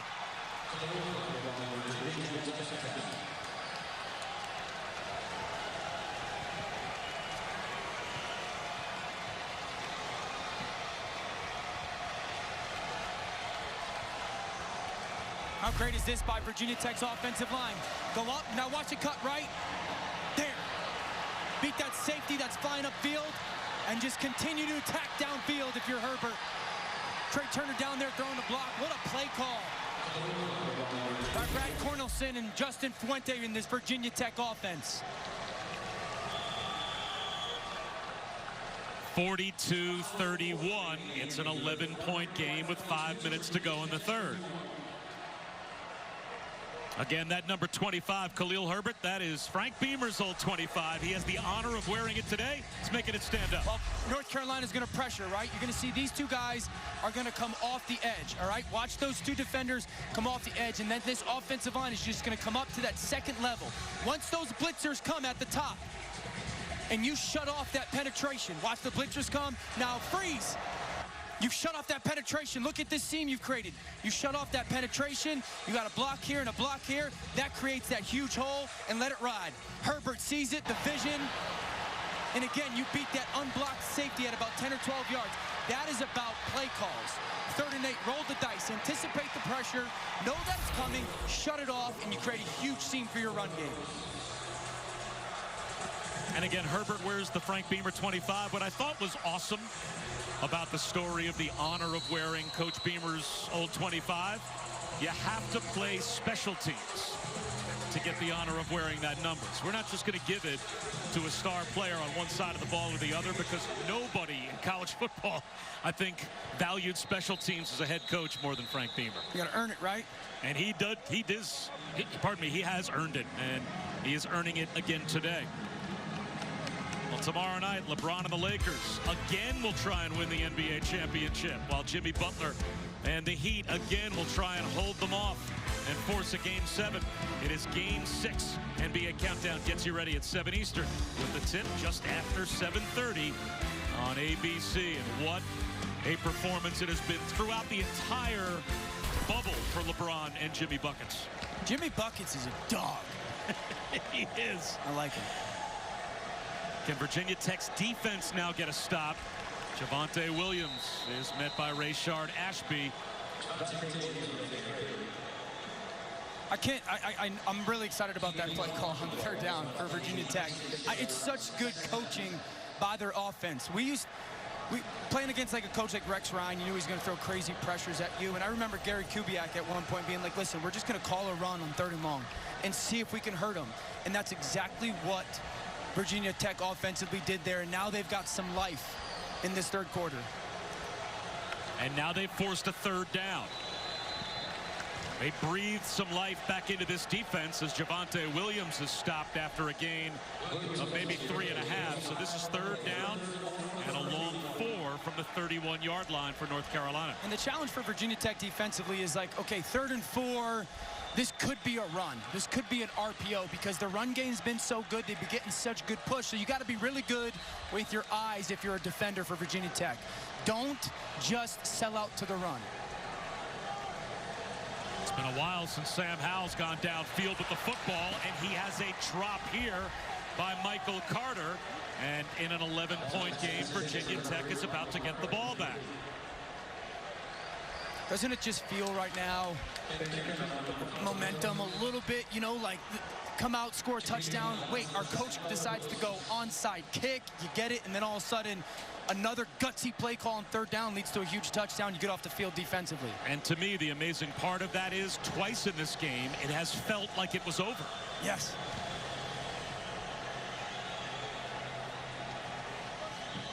This one returnable for Tavion Robinson, but he gets cut down right away.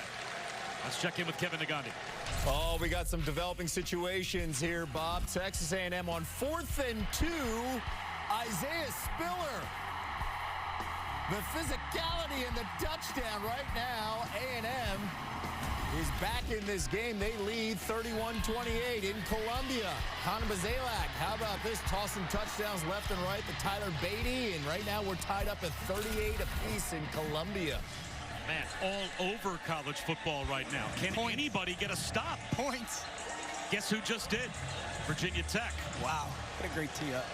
And let's see if Hendon Hooker can put together another scoring drive. He'll hand one off to Khalil Herbert. He'll pick up close to 4.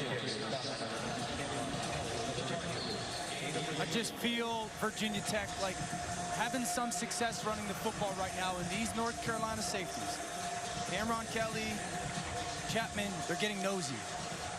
You're getting close to a point where a ball is going over your head on a play action pass. There is the play action. Hooker wanted to go downfield with it. Instead, he'll tuck it under and run for a 1st down and protect the football. Surprised he doesn't throw it. He's got a big post over the top. Listen, if you don't see it, if it's not there, it's a play call early in this drive. I love the decision by Hooker. Coach, I didn't see it. All right, then tuck it, go get a 1st down, and give us a new opportunity to call plays.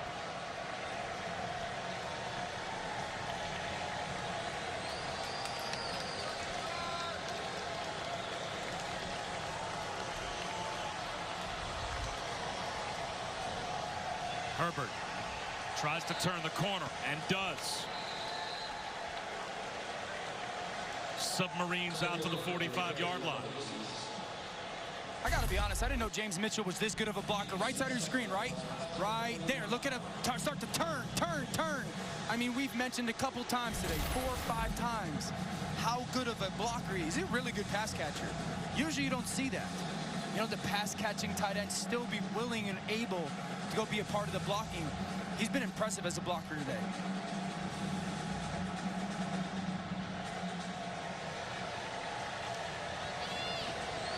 Jet sweep, Raheem Blackshear. He's got another Virginia Tech 1st down as they have crossed the 50.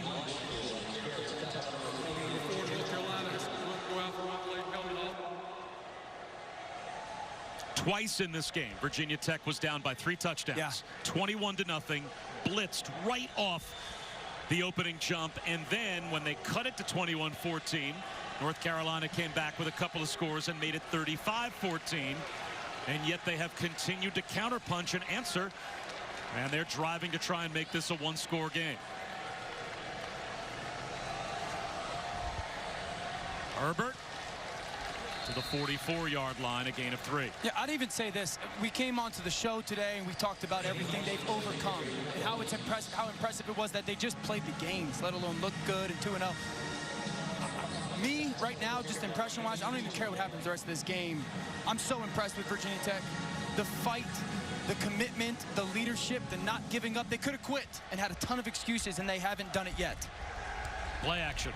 Hooker dumps one to Mitchell in the flat, makes a man miss, and lowers the boom on Cameron Kelly and picks up another first down.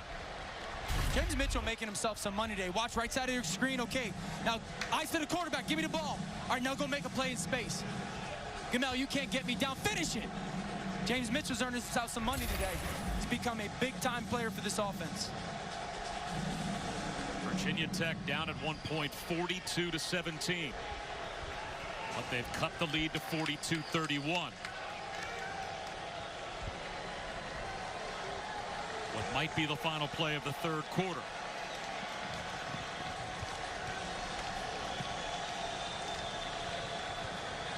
Play action for Hooker. That ball batted down at the line. Patrice Renee coming on a corner blitz was able to knock it down. It'll be 2nd down and 10. Up top, number 5 coming. Okay, this is great cornerback play. Can't get home. Ball's going to come out quickly. Make sure you bat it down. Blitzers, you're not just running to a blind space. Still have your awareness. Really good job by the senior Renee of understanding I'm not getting home. Let me still impact the play.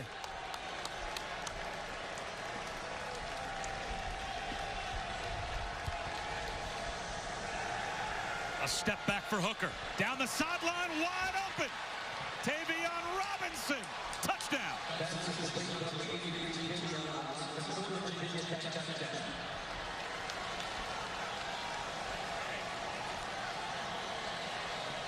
Virginia Tech will go for 2 to try and make this a 3-point game.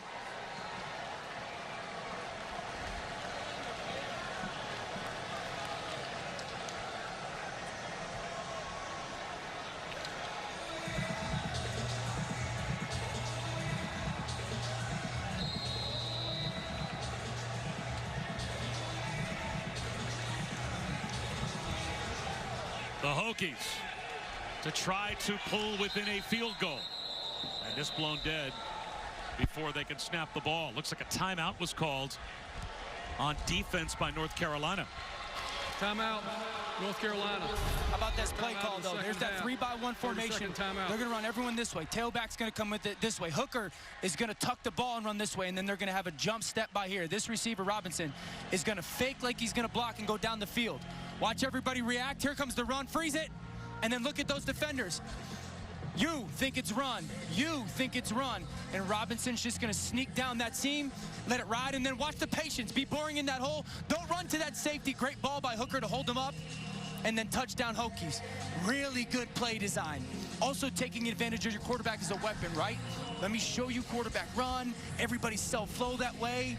Bad eyes by Carolina's defense. Great play call. We've seen a lot of really creative, terrific play design by both of these teams today. I mean, you have to, you'd think, when both teams are over 400 yards of total offense, but trying to create those matchups to space that you've been illustrating all day. Yeah, I mean, football is about space right now, and it's about trying to just attack certain people.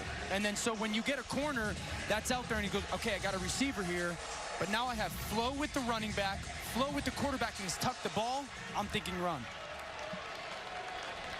A 2-point try for the Hokies. Hooker to the goal line, and that's broken up. So Virginia Tech has cut the lead down to 5, and boy, the response after response led by Hendon Hooker.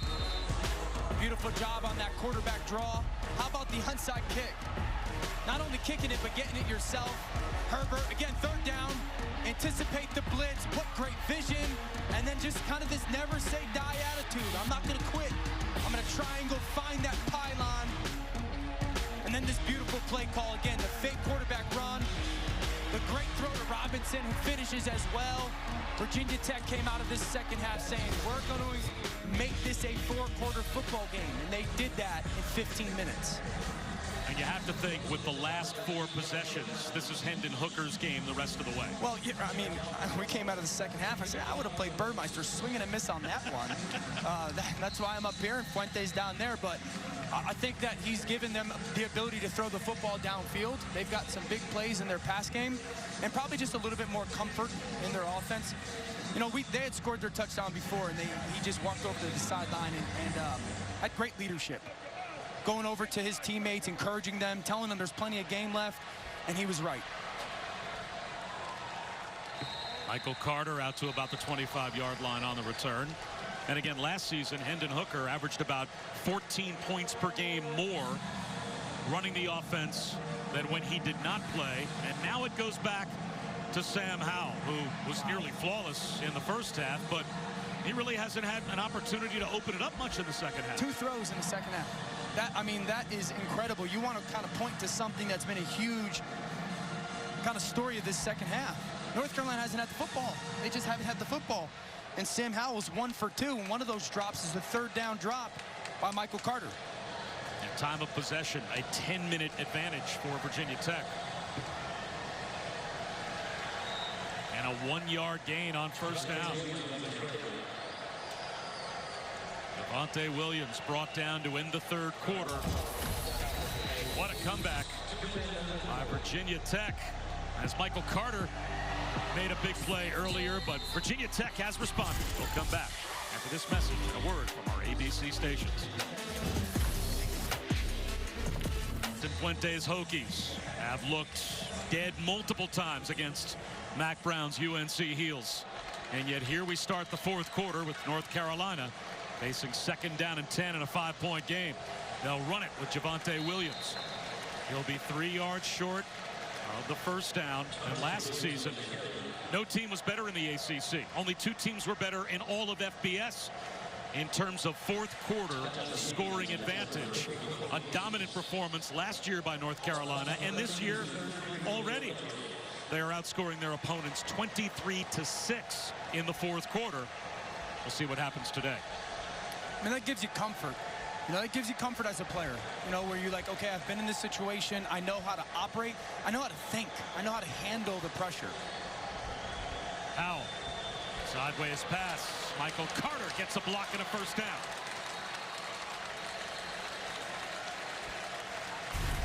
I've been so impressed by, watch the right side of the screen, the blocking by Dazz Newsome in the slot right there. Look at him. Get on that the defender's outside edge and just allow Carter continue to follow. I've been really impressed by those wide receivers of Carolina blocking. Talking to football coaches all these years, it's amazing how excited they get when they talk about wide receivers that block. Yeah. It's just one of those things that every coach loves. Michael Carter turns the corner, breaks a tackle, first down and more. Let's check in with Kevin Nagandi. Well, let's go to the Cotton Bowl again with an update. You know, no Seth McGowan, so a depleted backfield for Oklahoma. TJ Pledger has been the storyline in the third quarter, his 2nd touchdown there, 31-17. Meanwhile, we're getting you ready. 45 minutes away from Iowa State, taking on Texas Tech, and Brock Purdy in control in that Big 12, 2-0 so far. It has been a roller coaster in the Big 12 since the start of the season.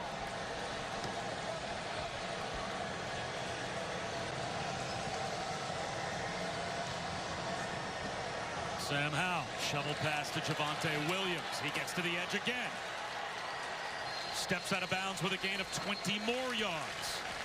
And I think they'll mark him out at the 12-yard line, so it'll be 1st and 10 again for Carolina. Look at the right side of the screen again. Watch Dazz Newsome come in. He's coming. He's coming. There he is. Watch his feet running. Listen, Bob, you had talked about, you know, coaches getting excited for receivers that block. You know why? Because it's selfless. Timeout. Injured Virginia Tech player. Because they're not brought in to block and they're not paid to block at the NFL. It's selfless. J.R. Walker, another defensive back down for Virginia Tech, will step aside. Media timeout. Tomorrow holds the course of your financial future, which is why it's good to know exactly how you'll get there. Play action, out on the edge, broken tackle, Dazz Newsome to the pylon, touchdown.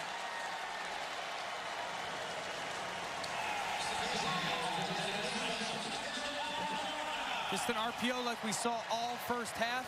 That nickel blitzes off Newsome. Okay, now give me a place to throw that football. The corner tries to knife inside. Dyami Brown gets a piece, and now it's just effort. Now it's just effort and fight to get into that end zone. Dazz Newsome is doing everything for this football team today. Just a great player who's got great toughness, quicks out of that slot, but just the will to go make the play. I mean, that's exactly what Phil Longo wants. Like, hey, man, that's not a great play design. They didn't just draw something up in the lab right there. It was just like, our guy's really good. If their guy leaves him alone, throw him the football. We recruited him for a reason. Go make a play. Pretty simple offense. Get the ball to the guy that's really good. I'm telling you, man, it ain't that hard.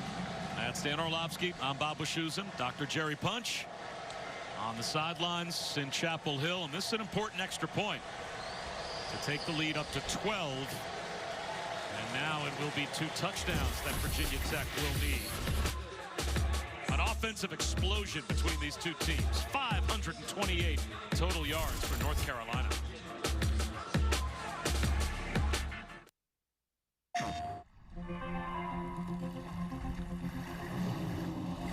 Our Mac Brown's grandchildren sitting in between.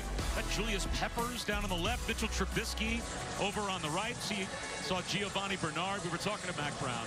He said, yeah, my grandkids, the cutouts, will be sitting next to Mitchell Trubisky. They have no idea who Mitchell Trubisky is, but my granddaughters will be sitting right next to him. Hopefully they're off Twitter. As we check in with Kevin.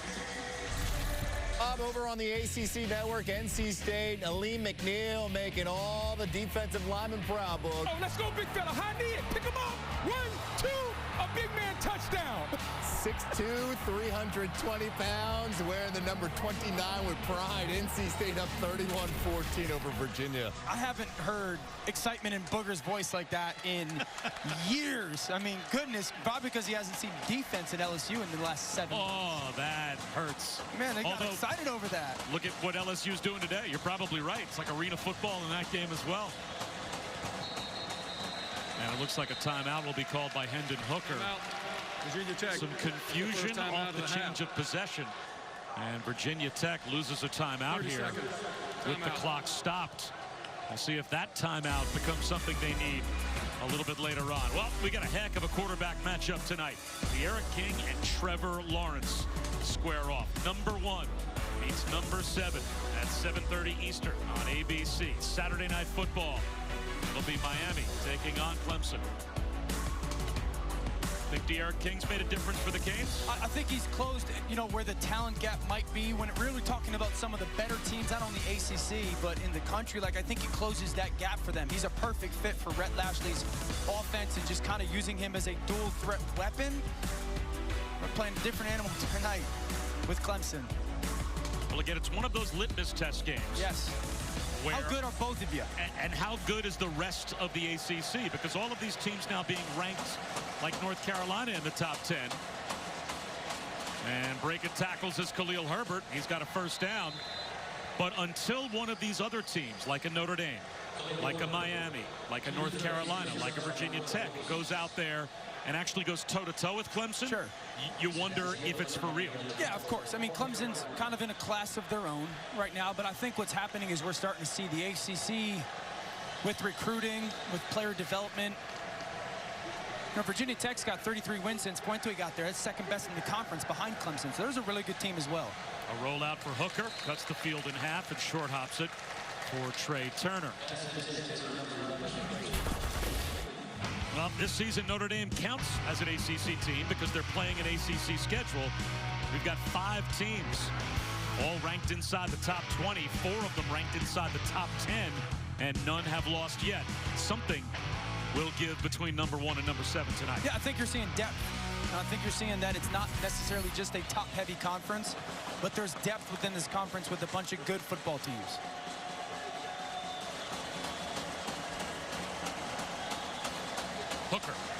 pocket, buying time, and throws it away.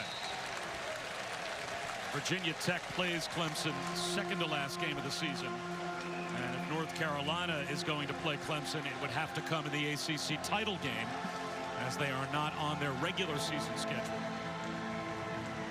This is a fascinating third down for Virginia Tech offensively, because I've talked all game that North Carolina is this pressure defense. The last third downs that Virginia Tech has seen it, they heard it. They missed the wheel route up the sidelines, but then they had that long run. It'd be very interesting to see if North Carolina just decides, you know what, we're going to play some man coverage, and we're not going to try to get too fancy and expose ourselves. You got to try to find a matchup if you're Hendon Hooker that you like. Four-man rush.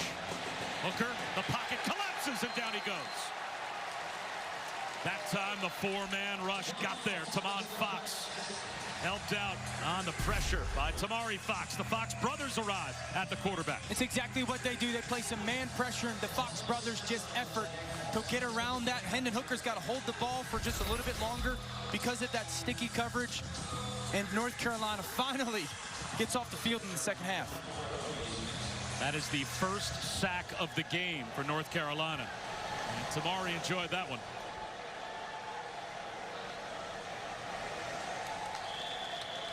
Their catch is made by Dazz Newsome. The defense steps up and makes a play for North Carolina. Stops a rolling Virginia Tech offense.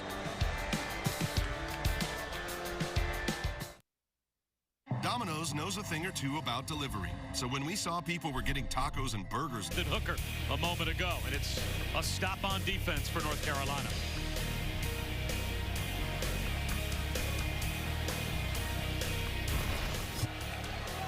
Gets the football back to Sam Howell. Another swing pass into the left flat. This time Javonte Williams gets a couple of blocks, and it's about 15 more yards for the North Carolina offense. They've got impact players on both sides of the ball that are related, because not only the Fox brothers on defense, but Dyami and Javonte Brown.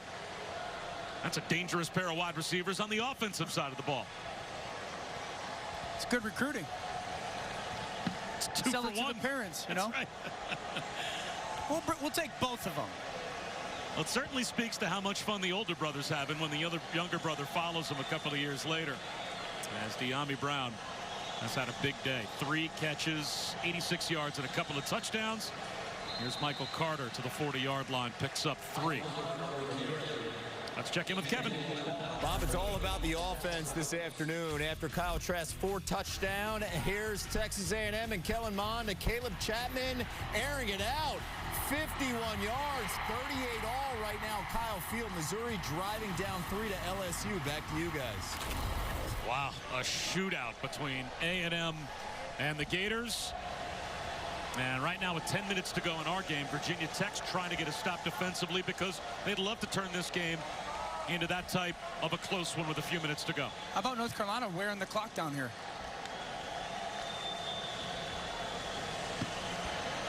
Michael Carter into the secondary again.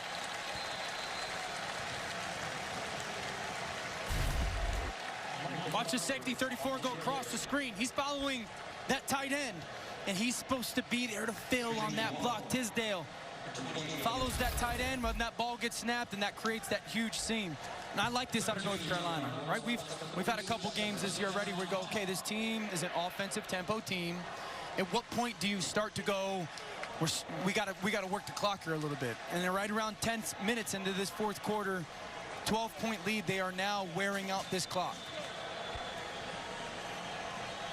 Well, they've got 550 yards of offense, and as you saw, record-setting points against a ranked team and against Virginia Tech. Now they'll take a shot. Wide open. Dyami Brown, untouched. Flag down. Did he push off? Dyami Brown may have created the space that made him as wide open as he was. Offense, number 2, 15-yard penalty. Repeat first down.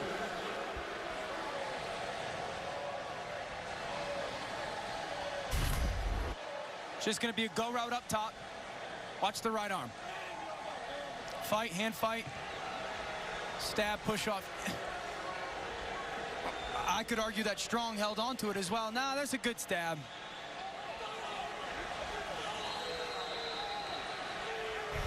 That's a fair call. There's definitely a little pull. Dorian Strong, their corner, grabs onto that arm a little bit. But PI, their separation, what caused the separation? It's that right arm punch from Dyami Brown.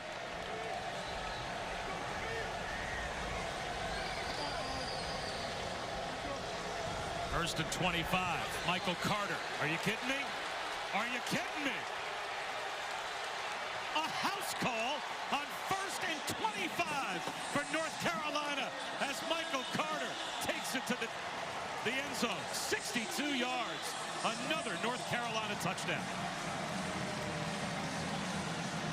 Couple things about this play that make it happen. The tight end's going to go across. Watch 34 follow him, okay? And then Matheny, you're going to be the guy that's driving down, replacing. 34 leave. Matheny, you are there. Make that play. You're dropped right down in that box where that ball is going to get run. Strictly for that play. The tight end takes Tisdale out. You got to replace and make that tackle. Great job by Michael Carter running away. Well, Tyler Matheny is a walk-on safety, third stringer. But we talked about all of the COVID-related absences and the injuries in the secondary for Virginia Tech. Divine Diablo normally starts at that spot, backed up by Tyree Rogers. They're both out. So that's a walk-on. Trying to stay with Michael Carter. Not gonna happen. Having career days. Michael Carter, 214 yards. That is a career high.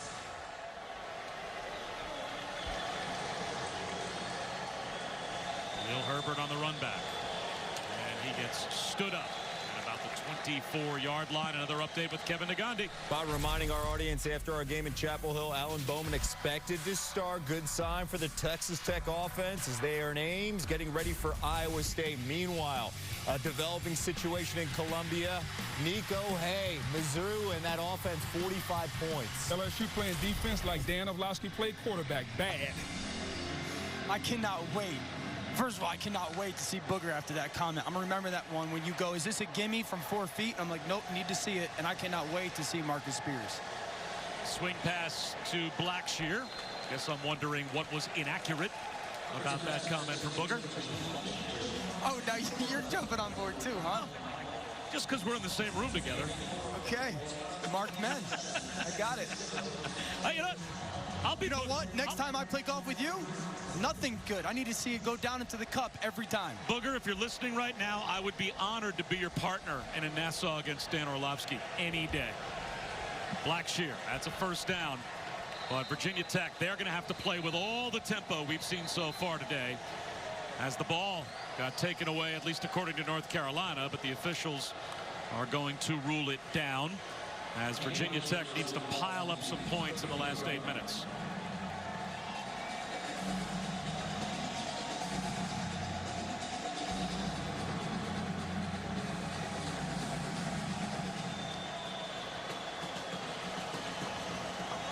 Trick play. The reverse and the pass to Hendon Hooker. And he dodges tacklers and gets to the 45-yard line of North Carolina. Tavion Robinson on the reverse from Turner found Hooker wide open. This is great little handoff. Pitch it back to Tavion Robinson, the lefty. You never know when a lefty is going to pop up. And a great little throw to Hendon Hooker. Listen, I just love that Virginia Tech is continuing to fight and continuing to believe that there's a chance they're going to win this football game if they just continue to strive for the next play. Although they can't afford too much, let's look over to the sideline and let the play clock wind all the way down. Their defense can't get a stop, down 56-37. They have to maximize every second they've got on the clock. And here they snap it with 2 seconds on the play clock and run a dive to Blackshear. That's a good point. That's a really good point. Is like we know we want to try to get to ideal plays and points are paramount as well, but is it worth to try to get 15 yards in 30 seconds off the clock? You know, like you've got to be in 2-minute tempo right now. Get as quickly to the ball as you can, and that ball should be getting snapped before 30 seconds gets on the play clock. This is too much time getting taken off this clock.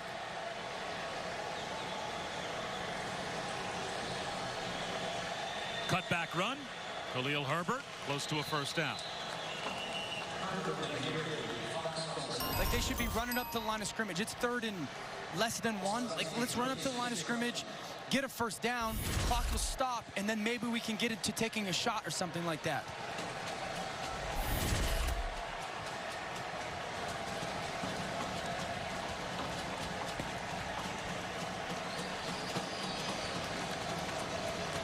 It is a first down run, as Herbert will stop the clock. Check that. We'll keep the clock rolling as they were given a first down on the last play. And now we have an injured player for North Carolina.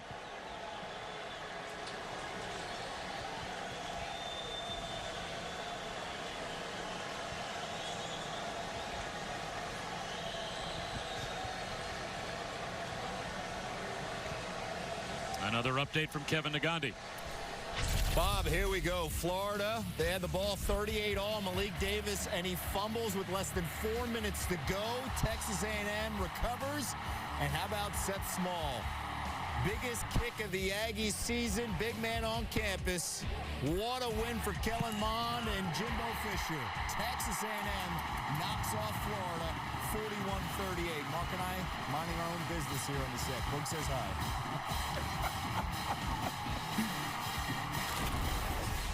Boy, that is some tough loss for the Gators.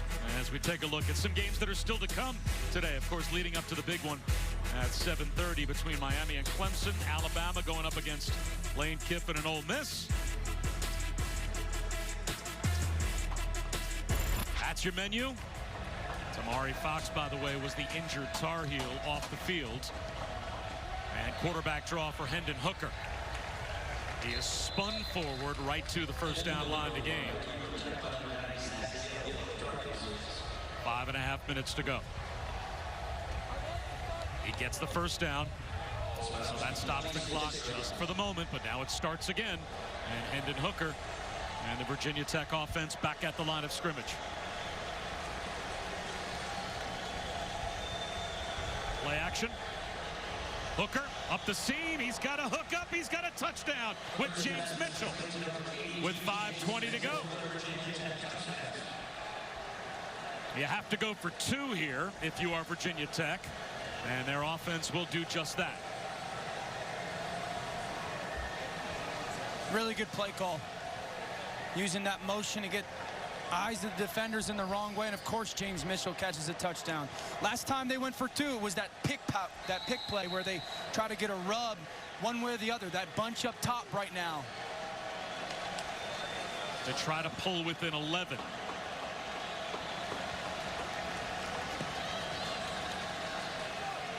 Back shoulder throw, incomplete. So they're still down, needing 2 touchdowns now with 5:20 to go. Just watch Chapman here. As the motion comes this way, Mitchell's going to sneak right behind him. Chapman's going to have his eyes in the backfield. And that reverse, look at Mitchell sneak right behind him. Hendon Hooker, an aggressive throw. Really good job by Mitchell, just kind of being patient in that crosser. And then here's this one-step fade. Trying to get Tavion Robinson the ball. Actually, pretty good ball placement. Just would love to see Robinson just go fully extended to go make that catch.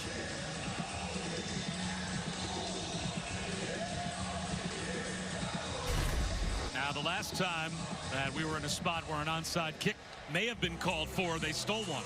Brian Johnson with a surprise onside kick. Down by 2 touchdowns with 5:20 to go. If you're North Carolina, I would think you'd have to have your hands team out there expecting an onside kick. Yes, and if I'm Virginia Tech, I don't really think that I'm kicking the ball deep. I'm giving up 11 yards of play. Like, I'm not going, okay, I feel confident that we can go make that play. Now, part of it is, too, is how good do you feel with Brian Johnson and his onside kicks, right? Play, illegal substitution. More than 12 players on the field at the snap. Half the distance to the goal and retry. Wow.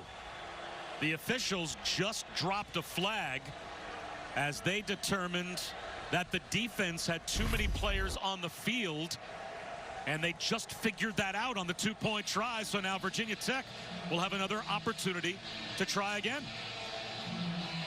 Got 6 guys across the line of scrimmage right here. And then six guys on the back end. 9, 10, 11, 12. That's 12. Great job by the officials. So the Hokies will get a chance off of a late recognition that there were 12 on the field for North Carolina to again make this an 11-point game.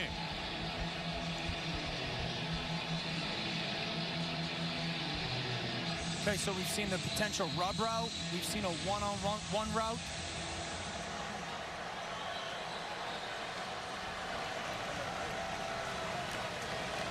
Hendon Hooker, low snap, quarterback run. He's got it.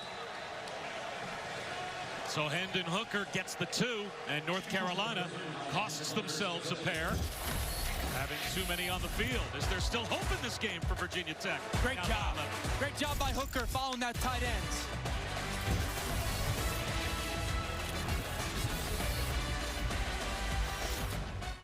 Diane retired and opened that pottery studio. How'd you come up with all these backstories? I got help from a pro. My financial professional explained to me all the ways Nationwide can help protect financial futures in Peytonville. Nationwide can help the Greens get lifetime income as their son Kyle's moving back home. It helped set up a financial plan for Mrs. Garcia. And he explained how Nationwide could help Mr. Paisley retire early and spend more time with his pal Peyton. And their new band. Exactly.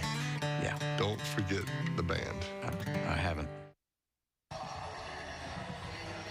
A shootout between North Carolina and Virginia Tech, 56-45. The Tar Heels have the lead. Now, Dan, normally, if I would tell you in a vacuum, an 11-point game with 5 minutes and 20 seconds to go, would you kick the ball deep? You probably do. Yes. But Virginia Tech can't stop North Carolina. That's why, yeah. I think it's a great point, Bob. Like, yeah, normally you kick it deep, but right now, you try an onside kick to try to get the ball back. And there is the attempt. It is loose and covered up. Well, now you have to send your defense out there, and I would think take risks and just send numbers to the line of scrimmage. Kind of get the hop that you want. Great job by Trey Morrison being there.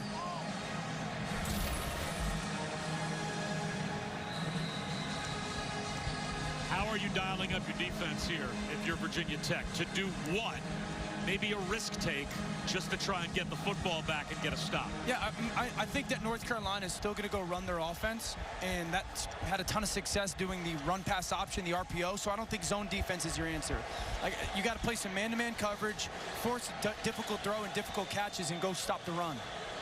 Quarterback run, beautifully done by Sam Howell. He is loose to the sideline. Well, that time, all the numbers went after the fake to Javonte Williams. Here's another check-in with Kevin Negandhi.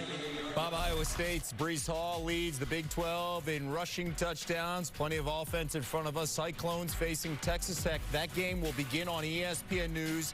Then we'll rejoin on ABC after our game in Chapel Hill. Updating you right now on the SEC Network. Missouri up by 4 over LSU. The Tigers of LSU driving, though. We'll keep you up to date.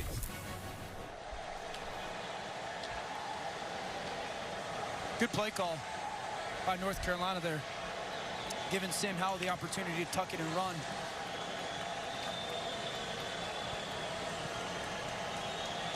Javonte Williams, 5 yards, 4.5 minutes to go. I think if you're Virginia Tech, too, like, you're telling your defense 2 things. We're going to do some run blitzes, difference between pass blitz and run blitz. Punch out the football. See if you could pop that ball out if one of the backs, Carter or Williams, are kind of carrying it loosely.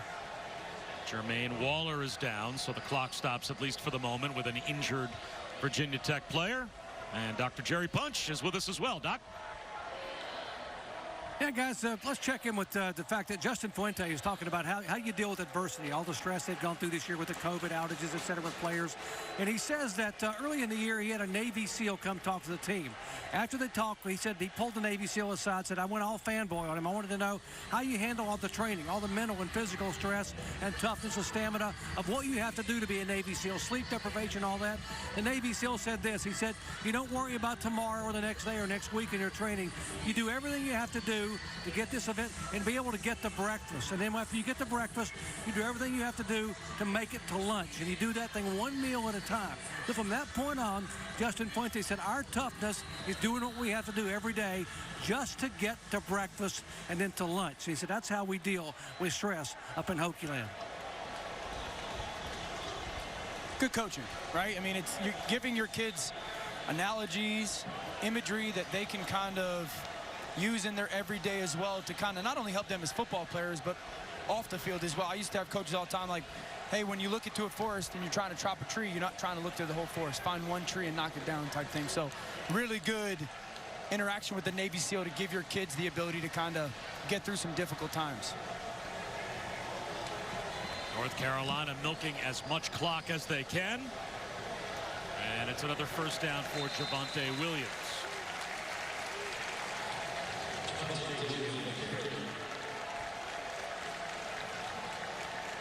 I don't think you're thinking timeouts just yet. If you're Virginia Tech, you only have 2 left. Remember, they started the second half and used one. If you get a first down stop and it gets to 2nd and 10, 2nd and 9, something like that, then I think you pop your timeout.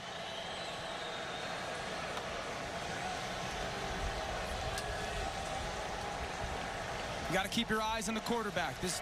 You playing man-to-man coverage, defense selling out, you got to make sure that you keep your eyes on a keep or a quarterback run. They'll play power football here with Javonte Williams, and now will Virginia Tech call a timeout? They probably should with 3:01 to go. And yes, second timeout of the half. They will call a timeout. They'll step aside for 30 seconds.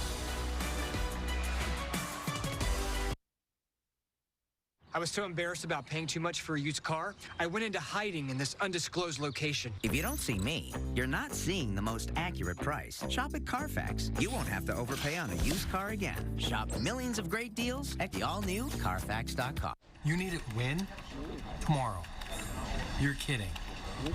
Okay.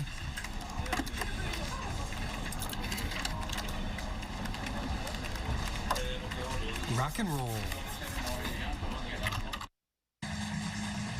3:01 to go. Bob Wischusen, Dan Orlovsky, Dr. Jerry Punch bringing you North Carolina and Virginia Tech.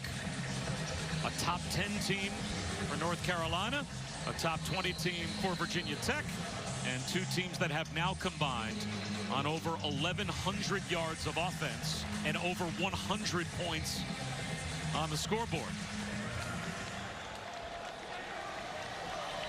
Second down and 6. As Virginia Tech desperate to get a stop. Javonte Williams won't let them have it. Down to the 13-yard line. It's another first down. And only 1 timeout left for the Hokies. I think a lot of people came into this game really nationally going, okay, North Carolina, are you for real? Like, are you legit? I would actually argue that I've learned more about Virginia Tech today. With all due respect to North Carolina, you guys have been amazing today. You're a really, really good football team, but for what Virginia Tech has had to handle, and to have 2 minutes and 30 seconds left in the game and still somewhat be in this game, to continue to fight, like that is so impressive for their leadership with Justin Fuente, for their whole program, and for their kids that have been thrust into, okay, you don't know if you're going to play, we don't know who's playing. I've learned so much in game, so much respect for Virginia Tech. Sam Howell spends a timeout for North Carolina with the play clock winding down. Another update with Kevin Negandhi. A programming note here, Iowa State's tight end, Charlie Kohler, ready for Texas Tech. This game will begin on ESPN, then we'll rejoin it on ABC after our game in Chapel Hill. Now, here's the update from Columbia. Miles Brennan on 4th down. And it is deflected by Joshua Bledsoe, and Mizzou with the stunner. LSU 1-2 for the first time since 1994. The final 45-41, Missouri. And for Booger McFarland, Kevin, the smile on Dan Orlovsky's face right now is much wider than any UConn quarterback's smile deserves to be. See how God works, Boog? Based on that result. Take your shot. Now you're 1-2. Still can't break 85 on a golf course either. Oh, boy, that is just another gut punch. Timeout, Virginia Tech. Virginia Tech just called their final timeout with the clock stopped. 30-second timeout. Well, that's the end of the game if you're Virginia Tech. Now you've got no timeouts left. Not that they were stopping North Carolina anyway. This is the first time in the history of North Carolina's program that they've got 2 running backs to go over 150 yards in the same game. Yeah, big time. Carter's kind of side guard, but how about the vision? And then again, you stretch, cut back. Get those linebackers to overflow, quick feet through the hole. How about this one? Okay, you leave 34, unblocked defender. You're not good enough. I'm too good. Speed to stretch to the edge, and then home run ability. Outstanding tailback. Michael Carter, the senior from Florida. How many touches? How many touches can you get him? That's going to be a challenge for this offense moving forward because he's a versatile player, a Doak Walker watch list participant, added element to this offense. They'll run it again with Javonte Williams. And really, North Carolina at this point could take a knee. They could take the clock all the way down. Second, with a couple of kneel downs, they can go all the best time out, but the clock stopped. Yeah, but you know why coaches are weird? Because they don't want the kneel down to be a negative yard. I've had coaches say that don't take a knee. It's 4 yards off of our overall yardage total. I think the yardage total today is going to work out for Carolina.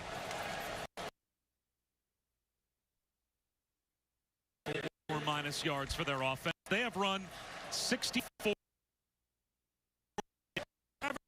10.5 yards per play today. I mean, snap the ball, and it's a North Carolina first down. I mean, think about it. If you're Virginia Tech, you have 500 yards of offense. You're 50% on third down, which is outstanding. You don't turn the football over. You win the time of possession. And you were never even in control of the football game. It just speaks to how explosive North Carolina was offensively today.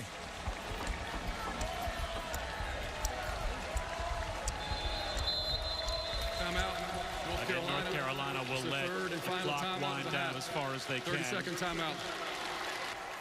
And call their final timeout before third down with 51 seconds to go. Well, for the Tar Heels, again, they don't have Clemson on their schedule, but it doesn't mean they don't have games lurking out there that could be huge, because they've got 2 opponents that right now are ranked in the top 7 that are back-to-back towards the end of the season. Right around Thanksgiving, huh? It's going to get really interesting. I mean, I think they'll be favored in every game up until then. Yeah, no question. Yeah, and we'll see what happens with Notre Dame and Miami over the next 6 weeks or so, 7 weeks, but that'll be an interesting Thanksgiving week for the Tar Heels. And next Saturday on ESPN, you will see their game against Florida State.